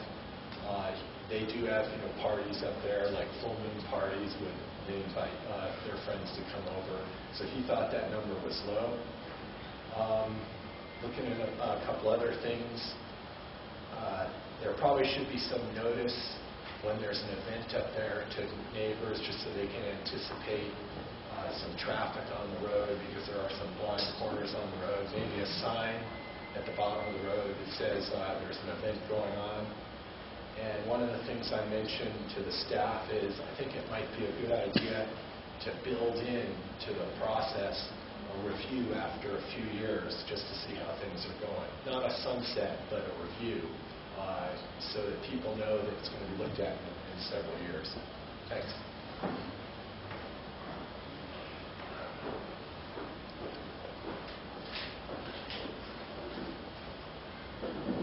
Hi, I'm Larry Winterman. My wife and I've been here about 30 years or 30-so years. My wife's been here since the mid-50s, and this is the first time that anybody has done something like this. So I don't see where the emergency is. There are obviously a lot of unintended consequences to passing anything like this. As Fred talked about before, there have been parties that have been going on up in that area by both the people that live up there and by friends of people that go up there and have a summer party. And what you'd be doing is basically making everybody who does that either looking over their shoulders because they're doing something illegally, when they're just gathering more than 25 or 30 people together. And I think it's a bad idea, and I don't think it's an emergency. And I think you should take your time and go through the normal process to get anything done. There's likely nothing like that's going to happen for years to come, if ever. And I think you should take your time and get some more community input about this. And there is no emergency here. I mean, you're talking about a 1 in 30, 40-year event. So that's what I've got to say. I appreciate it. Anybody else wishing? Well, I just have a question. Do I have to explain it? I can repeat the question. It's just a Okay, perfect. It's just a question. In the event that it's commercial space in a rural area, i.e. ski company property, Pine Creek Cookhouse, is this affecting those spaces? So the question is, you got it? Yeah. Who's asking? Elizabeth Schlossberg. In the event, well, the ski co is on Forest Service property, so it's zoned. It's outside of the rural remote zoning. Okay. So if we're talking about the rural remote zoning, and maybe you could answer that a little bit more. Is there any commercial property within rural remote zoning? I mean, Pine Creek Cookhouse is on forest property as well. John, maybe some of the ski company and Pine Creek Cookhouse are both zoned AF ski. Yeah, they're Ski rec. okay. Ski rec. Yes, ski rec areas. They have in their approvals approval for a specific numbering type of special events. Okay. So, discussion. Anybody have any comments or direction that they would like to? Michael? Yeah, I mean, I can see that people's plans are already in motion. They've been in motion for a long time. I'm not adverse to putting the effect of this ordinance off until Labor Day or something to that effect, to allow people, or after Labor Day, to allow people to have their celebrations go forward. But I think we need to have absolute limits on it in the rural and remote zoning. Just so you understand, rural and remote zoning is actually a fairly small part, well, it's a large part of the county, but it's going to affect a small amount of people. So we're not talking about banning parties in Picken County. What we are talking about limitations on parties in the rural and remote zoning. And I'm comfortable with it, but I can understand that people have set their plans in motion, and I don't want to make people destroy their guest list. It's fine. If we enact this later on in the year, that's fine with me. It becomes less of an emergency and more of a rational process going forward, and less of a reaction to this one event. So that's fine. Michael, let me just ask for clarification. Are you suggesting that we don't go through an emergency ordinance procedure, but we go through a longer process and get something enacted by September? Yeah. Okay. George? Yeah, I still believe we need an emergency ordinance. We have no idea what the state and number of these future summer events will be.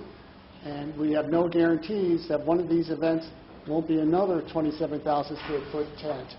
There are no guarantees.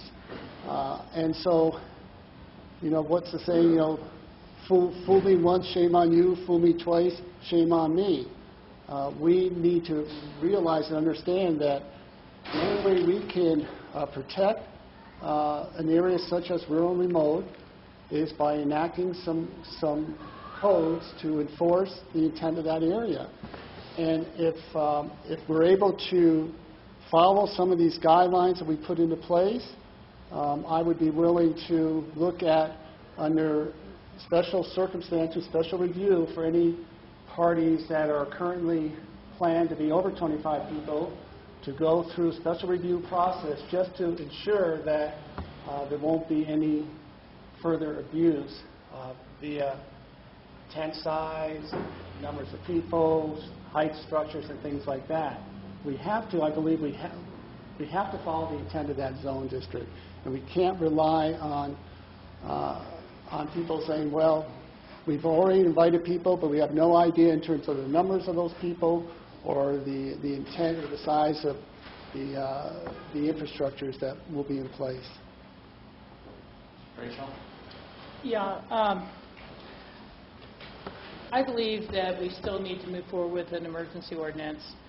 I think that there can be a section of such ordinance written that, basically it calls for the summer of 2014 exemptions or exceptions, and that we set a time limit within the ordinance to say that people already planned events, invitations have gone out, so forth, and they can demonstrate to our staff. But we have a 3-week call to say, once the ordinance is taken effect, that people have 3 weeks to notify our staff of their existing plans, demonstrate that they are existing plans or they are a reoccurring type of event, and look at the same type of standards for non-disturbance, non-impact of the neighbors or of the site, and find a way to let existing plans that are of a reasonable scale go forward, but have created that net that's going to catch anything that is obscene, like this last week's wedding was. And I think that we could craft something like that finds that middle ground, because it's not my intent or anyone's, I think, to say, you're having an old-timers meeting up where you've met for the past 25 years, and you might have 55 people, you might have 75 people. Can't happen this year. But I do think that between the rumor mill around town and other people already eyeing this opportunity. We can't, as George said, just do a carte blanche. We're not going to worry about this summer. I mean, I've already heard memes going around town of people saying, well, hey, since the impact's already happened, why not just let the structure stand all summer, and maybe they could just pay the county to use it. I'm like, are you kidding me? You know, I don't think the neighbors want that. And I don't think I've gotten as many calls or conversations about a single issue in a long time. You know, whether I'm around my neighborhood gardening, whether I'm walking in a restaurant, whether I'm in the farmer's market, whether I'm in the thrift shop, this is really forefront on people's minds. And my board has heard me say it, but I was away at the Yampa River Valley water tour on Friday, and the comment I heard back was, wow, this is so bad. You know, it really plays into that image of Aspen as just being a lot of wealthy, elite, armchair environmentalists who say one thing and do another, and who like to tell everybody else what to do, and then they just run roughshod over their own natural environment when it suits them. And I think we absolutely have to take corrective measures on this loophole in our codes. Steve?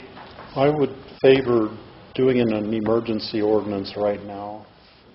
I think I would make the limit, it would be uses up to 50 people. I'd make the number of people a little higher. Up to 50 people and up to the building size allowed in the rural and remote zone district would be allowed by right. So somebody could do a 1,000 square foot tent that's 20 feet high or whatever the height is. They could have 50 people there. They wouldn't have to come to the county for that. Anything above that would be a use by special review, and they would have to come to us. The criteria that Mike read to us for special use review gives us plenty of opportunity. If somebody wants to do the huge thing like we just saw, we'd have every reason to not allow that.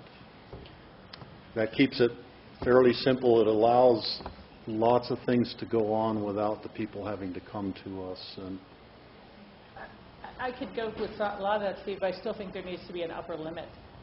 You know, I just don't want our staff wasting a lot of time reviewing something that's 225, and, you know, to Michael's comments and George's, there's a point at which this just isn't the right spot. well, when we get to the doing our land use code changes, that's where I would put the upper limit on. For the emergency ordinance for the duration of this summer, presumably, you know, if somebody wants to propose something bigger, they'd have the opportunity, and we could always turn them down.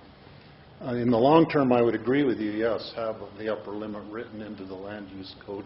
I don't think we need to try to tweak the land use code for our emergency ordinance, though.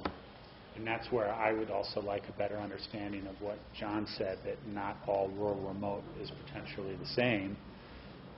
So where do we set that upper limit? I mean, we can set an upper limit that's here, but that doesn't really solve the impacts in between.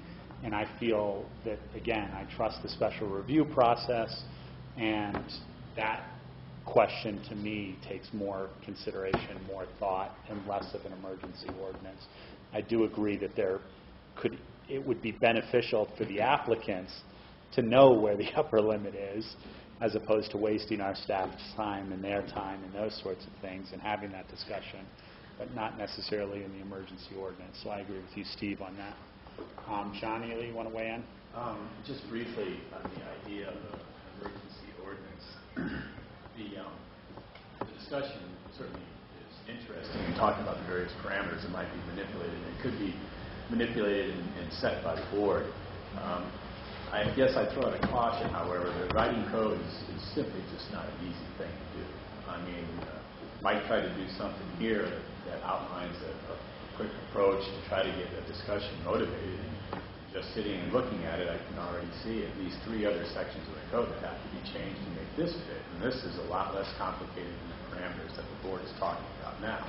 If it's the desire of the board to have something that is actually enforceable and integrated in the existing code, and the appropriate changes that need to be affected are affected,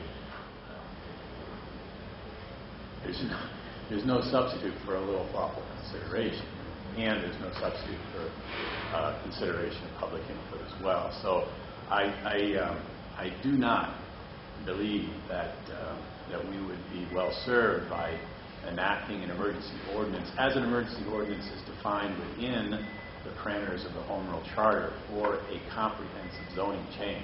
You can affect an ordinance that is effective immediately, but that I think we should go through the immediate steps. If the preservation of the status, if the preservation of the say the intent of the zone district is what is sought against the possibility of a repeat event similar to the one that happened this weekend or something along those lines, the appropriate response, quite frankly, is a moratorium against the issuance of any permits or any approvals that might be necessary against structures or uses associated with occurrences or structures or uses outside the dimensions of the zone district. If you want to increase that zone district parameter by a factor of 50% or 100% over existing structures or allowed structures or something, at least that would be something that was probably in striking distance for the board. An absolute prohibition is cleanest. How does an absolute prohibition deal with events that are already planned? Prohibited. What? Be prohibited to the extent that they need a permit. And they would be, and that type of an action is directed primarily, if not exclusively, against any kind of structures that would need to be erected as opposed to a gathering of a certain number of individuals out in the open. Thoughts, questions? I mean, it seems the problem is they don't need a permit right now. I mean, that's the issue, John. They don't. There's not a. At least 2 permits were issued this weekend. But if we had not issued those permits, what would have been a recourse? To sue for an injunction to prohibit the event. Okay. There was no, however, I would mention there was no clear mechanism to not issue those permits within the existing framework of the code, and that's what would be sealed with the establishment of the moratorium. John? You know, it seems to me we're obviously struggling with this, and we're struggling particularly on the gathering of people. There's 3 things that the county really has an interest in rural and remote in this permitting process. It's protecting the environment and resources. That's number 1. Number 2 is protecting the character, the neighborhood character. And then number 3 is really a public safety concern. And that's really where I think the numbers of people and our ability to respond to events and those sorts of things. But that's a difficult number to land on. John, I wonder if through an emergency ordinance we couldn't land on, instead of maybe put off the population trigger, because it does not sound like we're going to reach consensus on that soon, on either upper or lower limits. But would it be possible for us to establish within, by emergency ordinance, within the rural and remote area, limitations on the size of temporary structures? Because if we gear this towards temporary structures in rural and remote, regardless of whether it's commercial or private, because that's not really, that doesn't matter for our 3 interests in being involved, you know, whether it's a private event or a commercial event. It's that, you know, is it out of character? Does it have environmental damage? You know, and then are there public safety concerns? If we could simply limit the size and close that loophole, events like the one that happened this weekend would be prohibited, and we would have time then to work on these finer questions, what seem to be more discrete questions, both for the neighbors and the event planners and everyone that's a stakeholder in this. It really seems to center around how many people. Maybe that's a question the board should take some more time on. But if you want to prevent or give staff and yourselves the ability to prevent an event like the one that occurred this weekend, you can simply do that by putting firm guidelines right now on temporary structures in the rural and remote. I think that the principal problem with the existing code is that the definition section does not cover enough of the possible types of uses that can occur in any zone district. For example, there's just flat out no definition of a temporary structure at all. How temporary is temporary? You've had some that have gone on a great number of years. And and what is the size parameter? It seems logical to assume that the dimensional requirements would be the same for a temporary structure as would be a permanent structure, but that has not been the case at all. Temporary structures are relieved from compliance of any dimensional criteria. So that, to me, is the principal fault in the existing framework of the code. But to try to get at that point is basically what I suggested. A moratorium would simply prohibit the issuance of any permits of any kind for any type of structure, permanent, temporary, or any kind, that do not meet the requirements, dimensional and use, of the underlying zone district. And you don't have to say underlying zone district, you can simply say the rural remote zone district and limit our discussions and intent to that one district. And in fact, you could say up to, like I said, 100% larger than the dimension requirements of the underlying zone district. At least then there is an immediate sidebar that hopefully would be enforceable, rather than trying to craft a code amendment that would be integrated into the remaining aspects of the code and be enforceable. It's a difficult thing to unravel a problem that exists and then reconstruct the code so that it's workable. And it's done more effectively when it's not under a rush. It's just my observation over time. Writing code on the fly is a problem. So, John, there would not be, the events could take place, and there could be temporary structures that conform with whatever the moratorium wasn't prohibiting. So it gives you guys some room to answer those more discrete questions in the future, but is actionable quickly. So very specifically to the point, John and John have put forward a proposal that we limit temporary structures. I like the idea of up to the same size as permitted in the zone, which would be 1,000 square feet, I suppose, in rural remote. And to enable us to hold back on a loophole right now, but move forward with doing a more comprehensive code change down the road, and not doing any other restrictions on somebody who has a party of 100 people at this point. I don't know without any structure. It would be interesting to find out from anyone in attendance here today, or others who might come forward, if what the proposal would be is a limitation on temporary structures, or any structure consistent with the zone district, which is 1,000 feet, as you just said, Rob. So if somebody has a party for 200 people, but they're not going to erect any more than 1,000 square feet of temporary structure, tent, building, chapel, or whatever, it's good to go. And hopefully that would allow people who have things planned in the rural remote zone to go forward. I'm not sure if that is necessarily the case, though. It seems to be the intent of the board not to stop anything that is already in a planning process, as long as it doesn't meet some as yet undefined gag point. So, specifically to this point, the board's thoughts in terms of, is this a direction that's suitable? Rachel? Frankly, I'd like to see this kind of written up and what the implications are, what it would catch and what it would not catch, so we could look at it tomorrow morning. We do have a special meeting in this room at 10 a.m. to consider that. And/or I also would like to see what our P&Z's thoughts are tonight as they deal with the issue. I'm sure they'll go through very similar items and have that consideration and possibility among our board to choose either the special or emergency ordinance or the moratorium, and to have those two options weighed as to what is most effective at this time.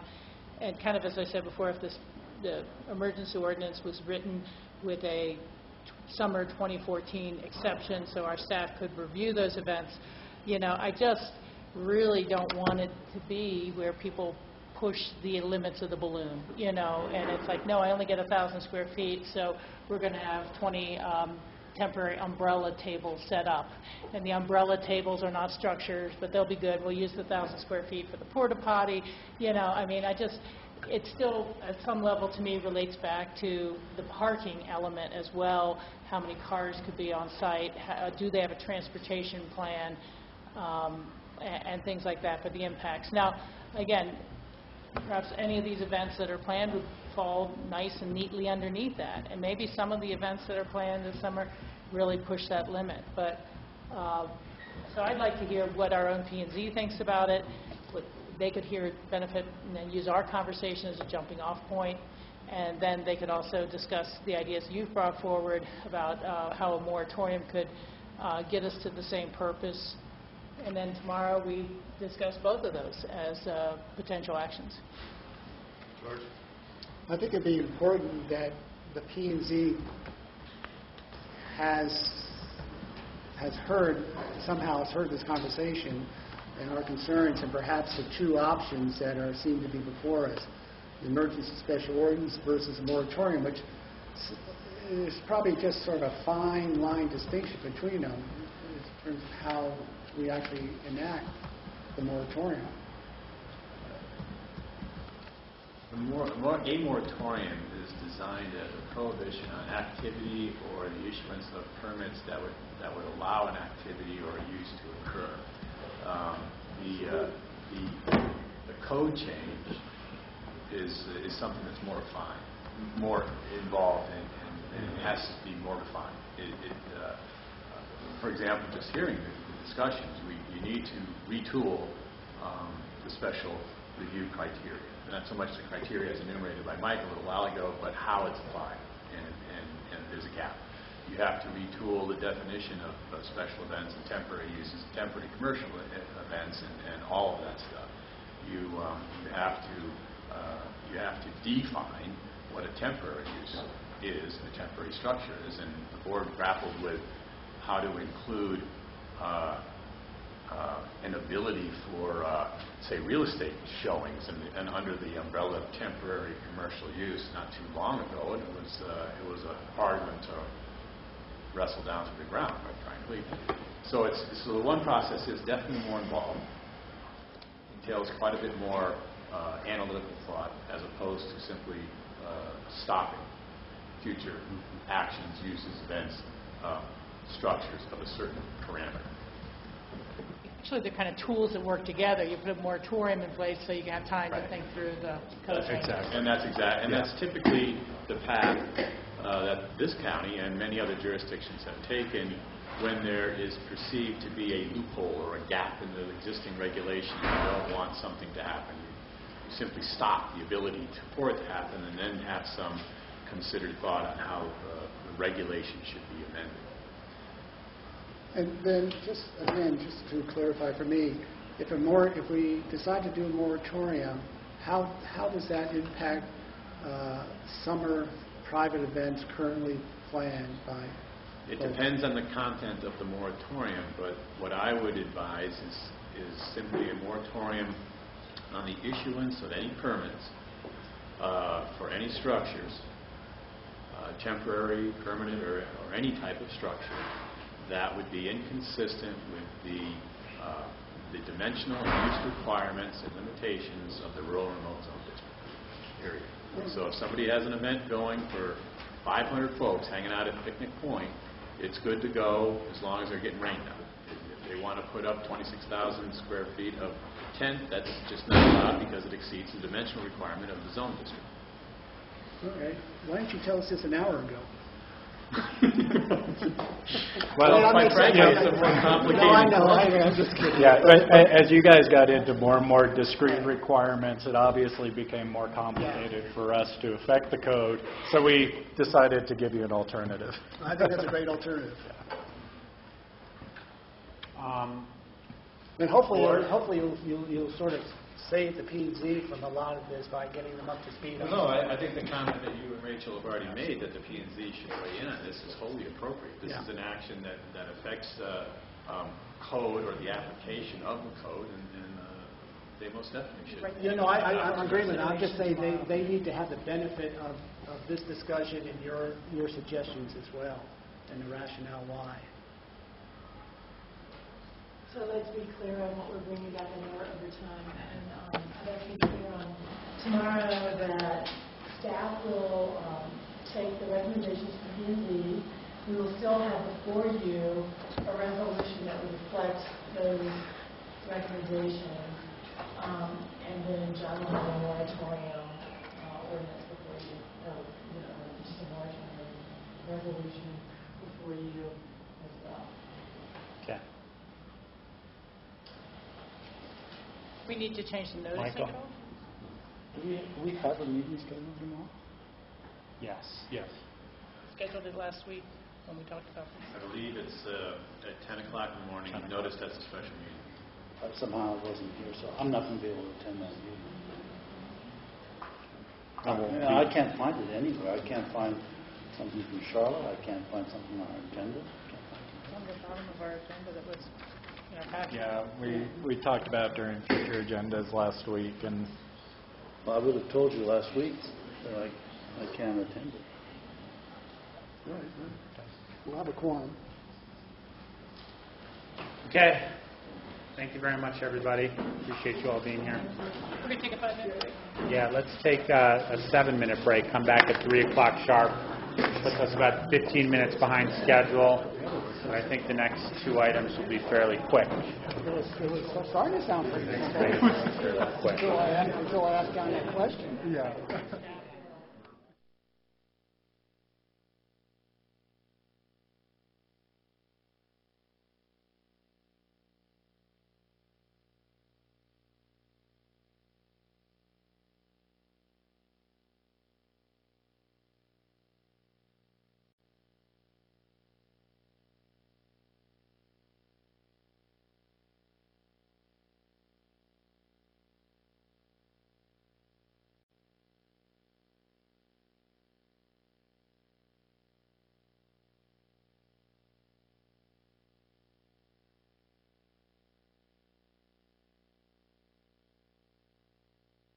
June 17th, Board of County Commissioners work session. We're now into our memos of interest.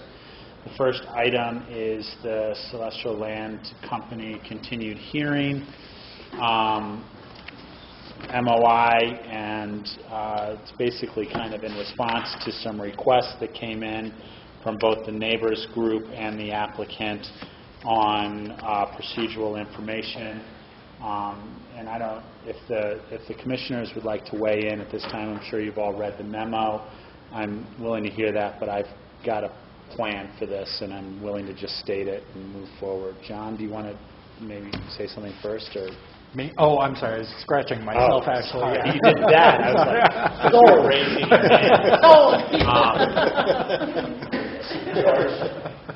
hand.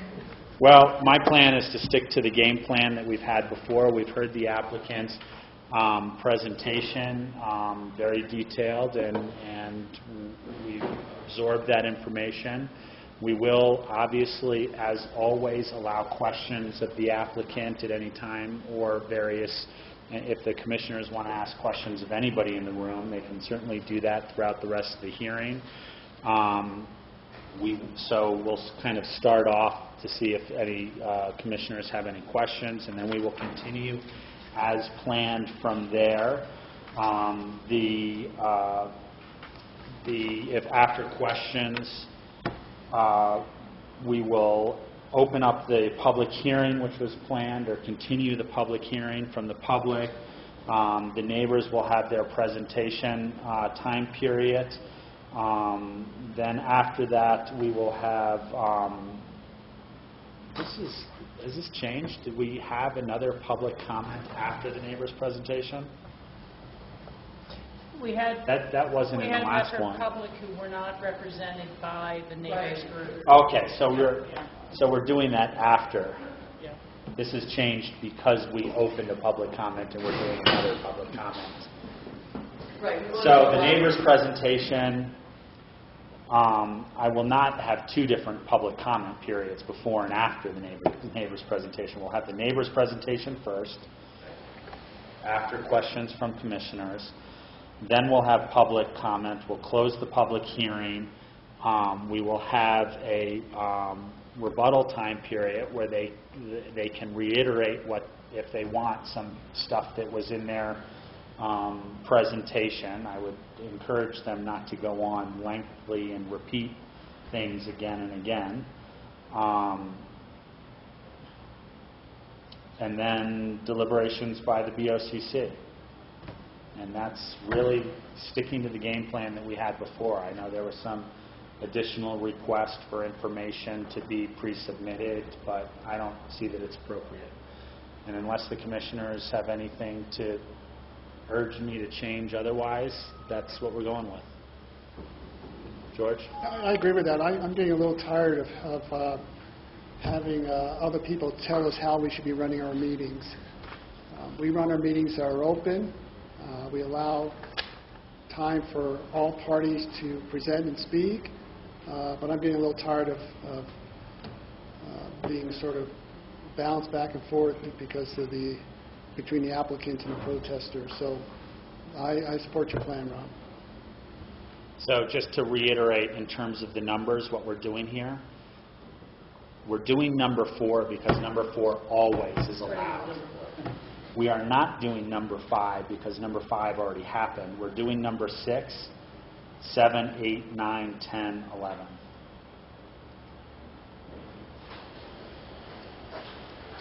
Oh, I mean, that's opening the public hearing. It's just opening and then allowing public comment. It's the same thing. I would agree with that course of action, Rob. Personally, I don't need another 30-minute orientation on something that I've heard twice already, by and large. If the neighbors want to present any written material, they're always welcome to do that, but we don't require anybody else to submit written information on, at public comment, and I don't think we should do that now. That's not our procedure, and I don't think we should change the procedure now. And I'm even going to go to as far as to say if the applicant or the neighbors group or anybody out there watching wants to say that I should do otherwise, they're free to email me, but that's the end of this conversation here today. I'm not going to stand. So. I agree. Thanks. We'll move on to the next agenda item.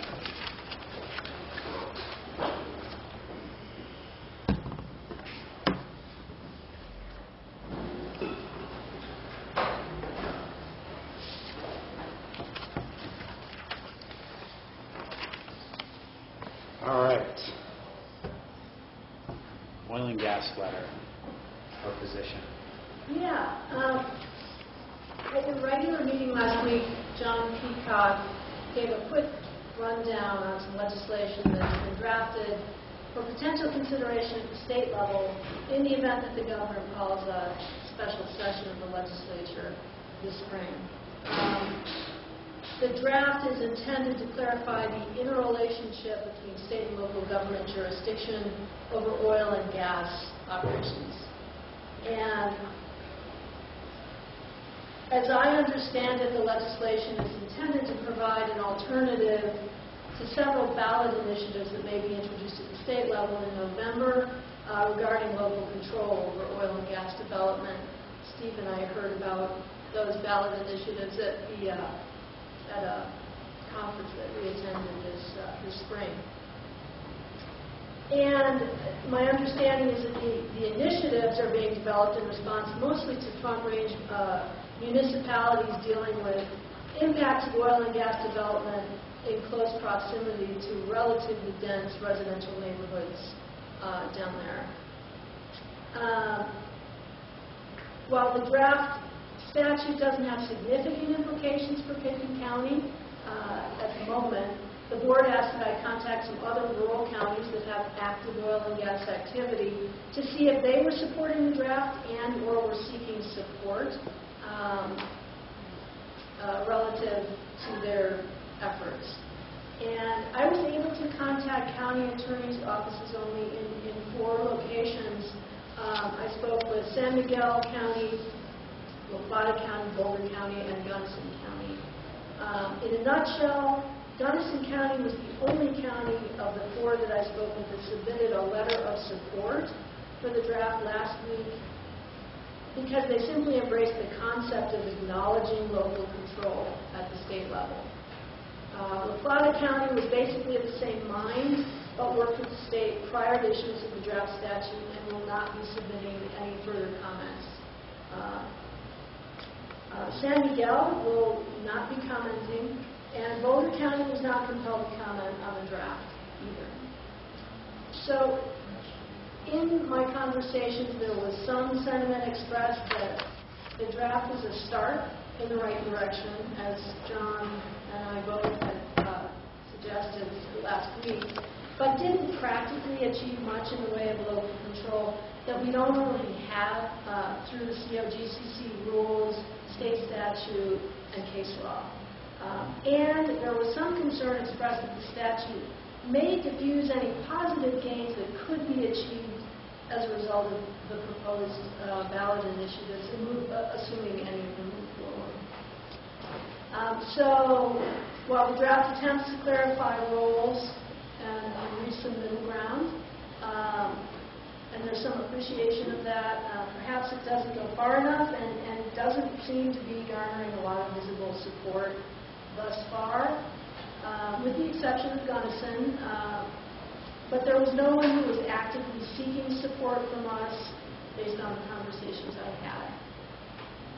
So that's what I gleaned. I wasn't able to contact anybody with the exception of Boulder County on the Front Range, but that's what I could do in the amount of time I had. So, questions on that? Well, you know, I was just going to suggest, based on your analysis and what we've heard back from others, that Pickens County just remained silent. On the water tour, one of the state legislators had said, well, Lois Trotop has announced that she'll never support it, so it's dead, there won't be enough votes to pass anything. I don't know if that's true. I haven't been able to find any confirmation on any state websites or anything like that.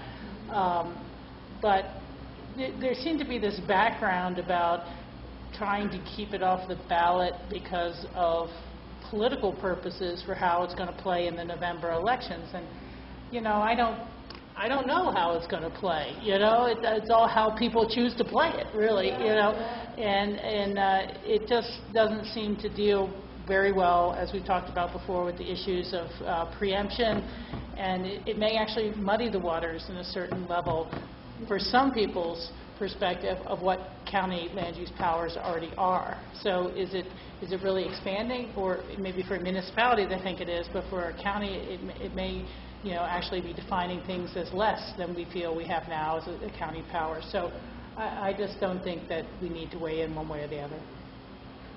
Let the gold dome play out its own politics. Sounds good. Thanks for your quick work and research on this, Ellen. Sure, appreciate it. Thank you.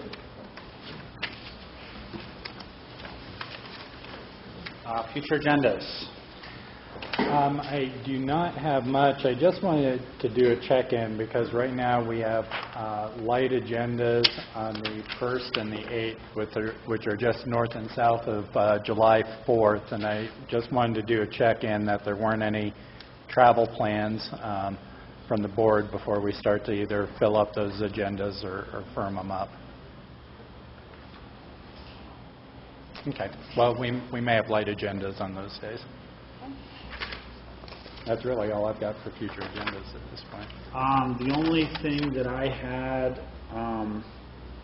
was, which I'm not even sure it's even listed on here, but I think that there are going to be 3 of us talking to Dee Malone attending the Crystal River Caucus on July 10th. So if we could publicly notice that, I would appreciate it.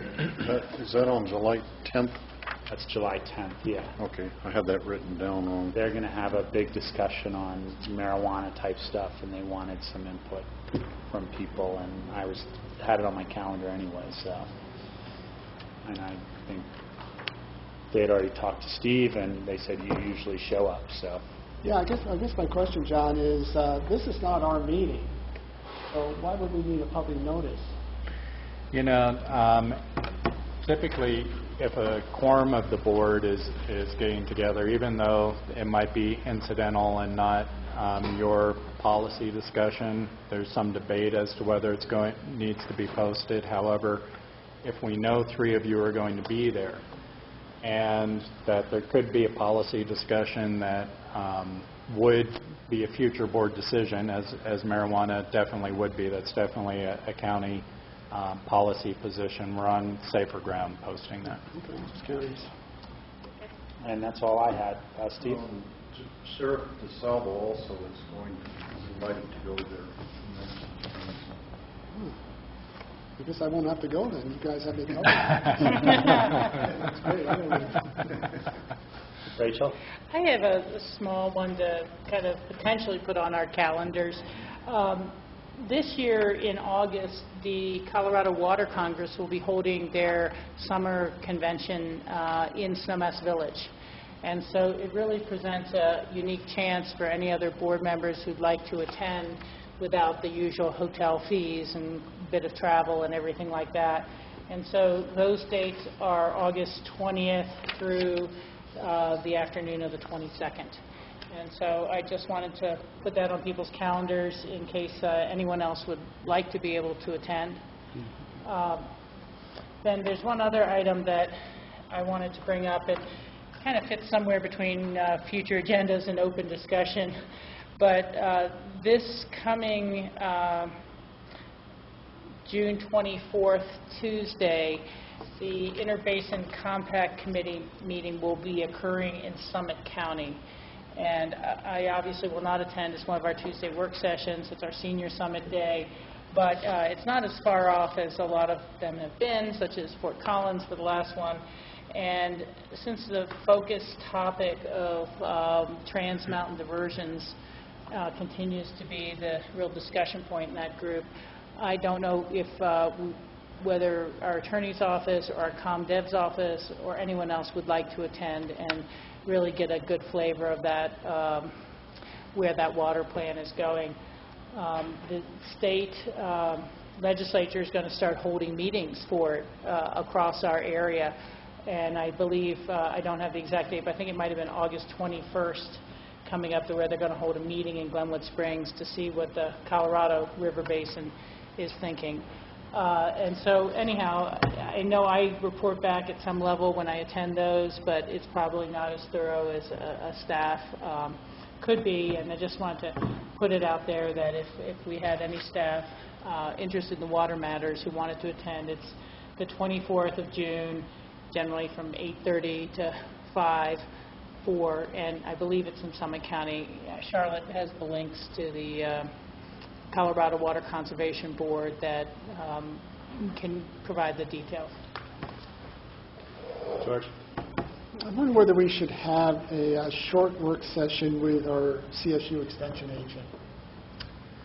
Well, the timing's good, actually, because we're having an update with our CSU Extension agent at a staff level this week. So if the board is interested, we could certainly put together a work session, probably those July time frames that are right now open. We could give you an update from the staff's perspective, how we've been using that extension agent, and get an update through CSU if they're available. The board's interested in I that. think it'd be a good opportunity just for the public to realize we have an agent and how to access that person and what sort of resources he can provide. Sure. Rachel? That's a great point, George. And, you know, the other thing, I know I think of CU Extension in terms of weed control, better farming and agricultural techniques, and that sort of research. But through CCI and other groups, is with the CU Extension always talks about, well, you know, we help families plan budgets in order to save for down payments for homes and how to qualify for homes, and many other services that may literally match more with our human services department and preparing, you know, to hit our sustainability and community advancement goals. And so I think maybe just at that staff level meeting, you might want to find out more about, are there other services that would augment the community building efforts and that we have ongoing. So. Well, and perhaps in the update it'd be good to talk about those. We actually are working with Eagle County and Cooperative Extension through our Human Services departments to bring those resources to the table separate from the agreement. Yeah, the agreement that we made for a day of the extension services through a horticultural specialist. So might be good to try and bring that together so you have a full picture of what those relationships are. So we can look at that. John, the only other thing that, and I actually meant to bring it up in the celestial hearing thing, but on July 21st, where we've got that scheduled, and I stated it differently when we were talking about the schedule for this, I think it should just say 9 to 2 celestial hearing, lunch and breaks to be determined by the chair. The BOCC hopes that we will not take the full amount of time. And I would get that information to Suzanne and make sure that that's the way it's expressed to them. And expressed on our future agendas. And expressed on our future agendas. We're blocking out 9 to 2. When there's an appropriate time for a break, if it looks like it's going to go beyond 1 o'clock, I'll call a lunch break and we'll come back.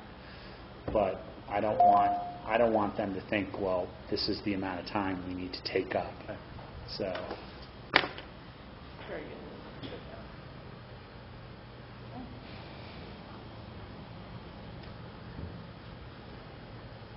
Anything else on future agendas? Open discussion, anybody? I've got one item for you. So the question is coming up about Board of Equalization and whether the board, in the past you've used a hearing officer to hear Board of Equalization cases.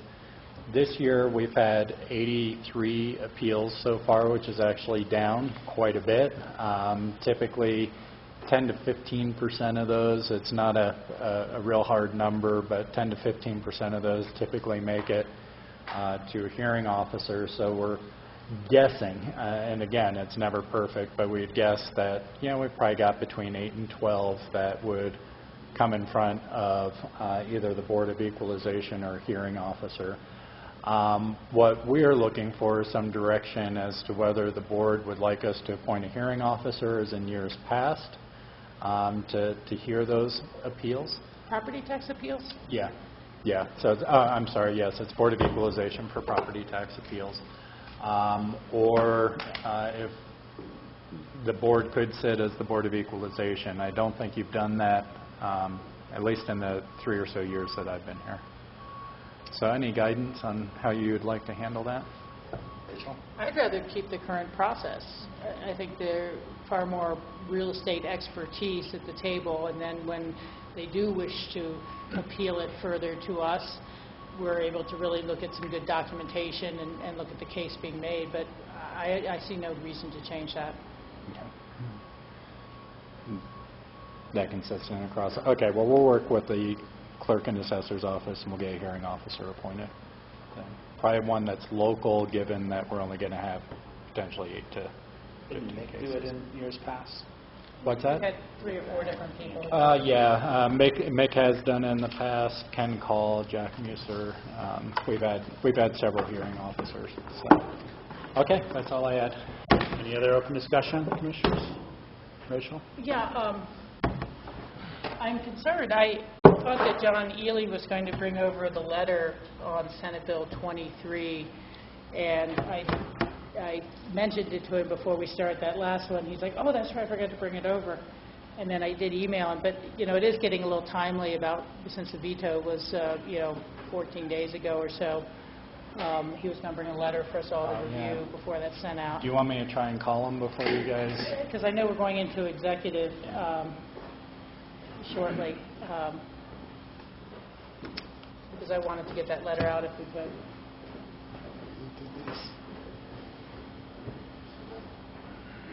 Is that a letter to the governor? Yeah, to express our disappointment on the veto of Senate Bill 23. Oh, we heard it from the crowd down at the river in Basalt the other day. Heard from a number of people, but he may be on his way. There we go. We tried to stall for you there a little bit. I got the venue. I thought you guys had shifted spots. Yeah.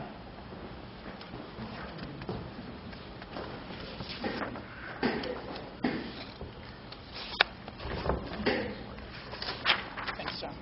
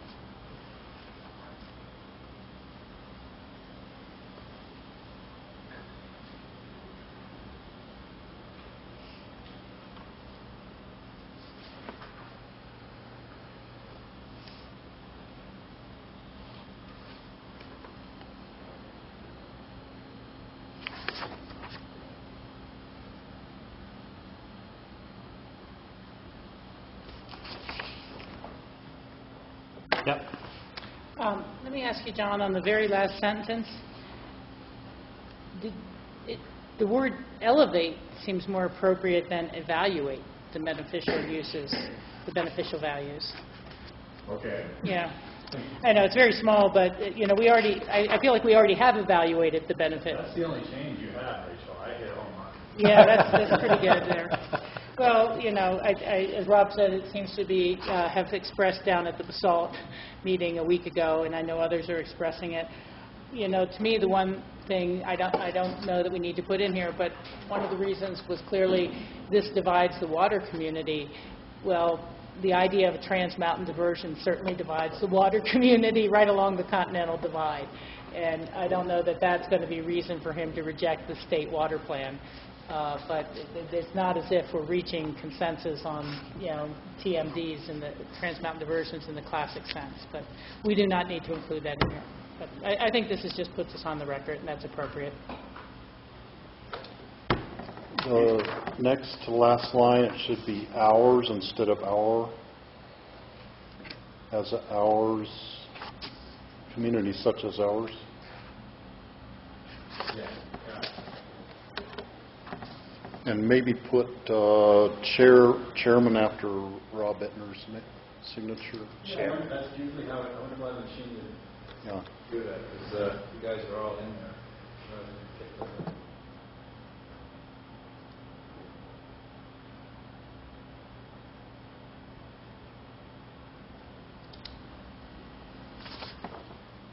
Good? Okay. Okay. How about if I make those two changes or three actually, and let you sign it tomorrow morning at the 10 o'clock meeting? Yeah. Okay. Johnny, we're doing attorney advice on RFP negotiations in our afternoon executive session. Should we do that first and then? Yeah, let's do that first. Yeah, otherwise I've got to hang around. What's that? Otherwise I've got to hang around. Exactly. So, but we'll meet over at 3:45. Should we take a motion to go into executive session at this point? Would that save us time, or should we just get it on the tape? Yeah, because the board prefers to do that typically, I guess, while the TV is still on. This would be a motion for an executive session pursuant or to discuss matters of personnel and to obtain attorney advice regarding the request for proposals, procurement process of county regulations pursuant to CRS 246402 4F and 4B, respectively. So moved. 4B or E? B, F, and then B. It says E on it under attorney advice on negotiations. Typo. But I'll take your word for it. B. We got a motion. Do we have a second? Second. Motion and second. All those in favor say aye. Aye.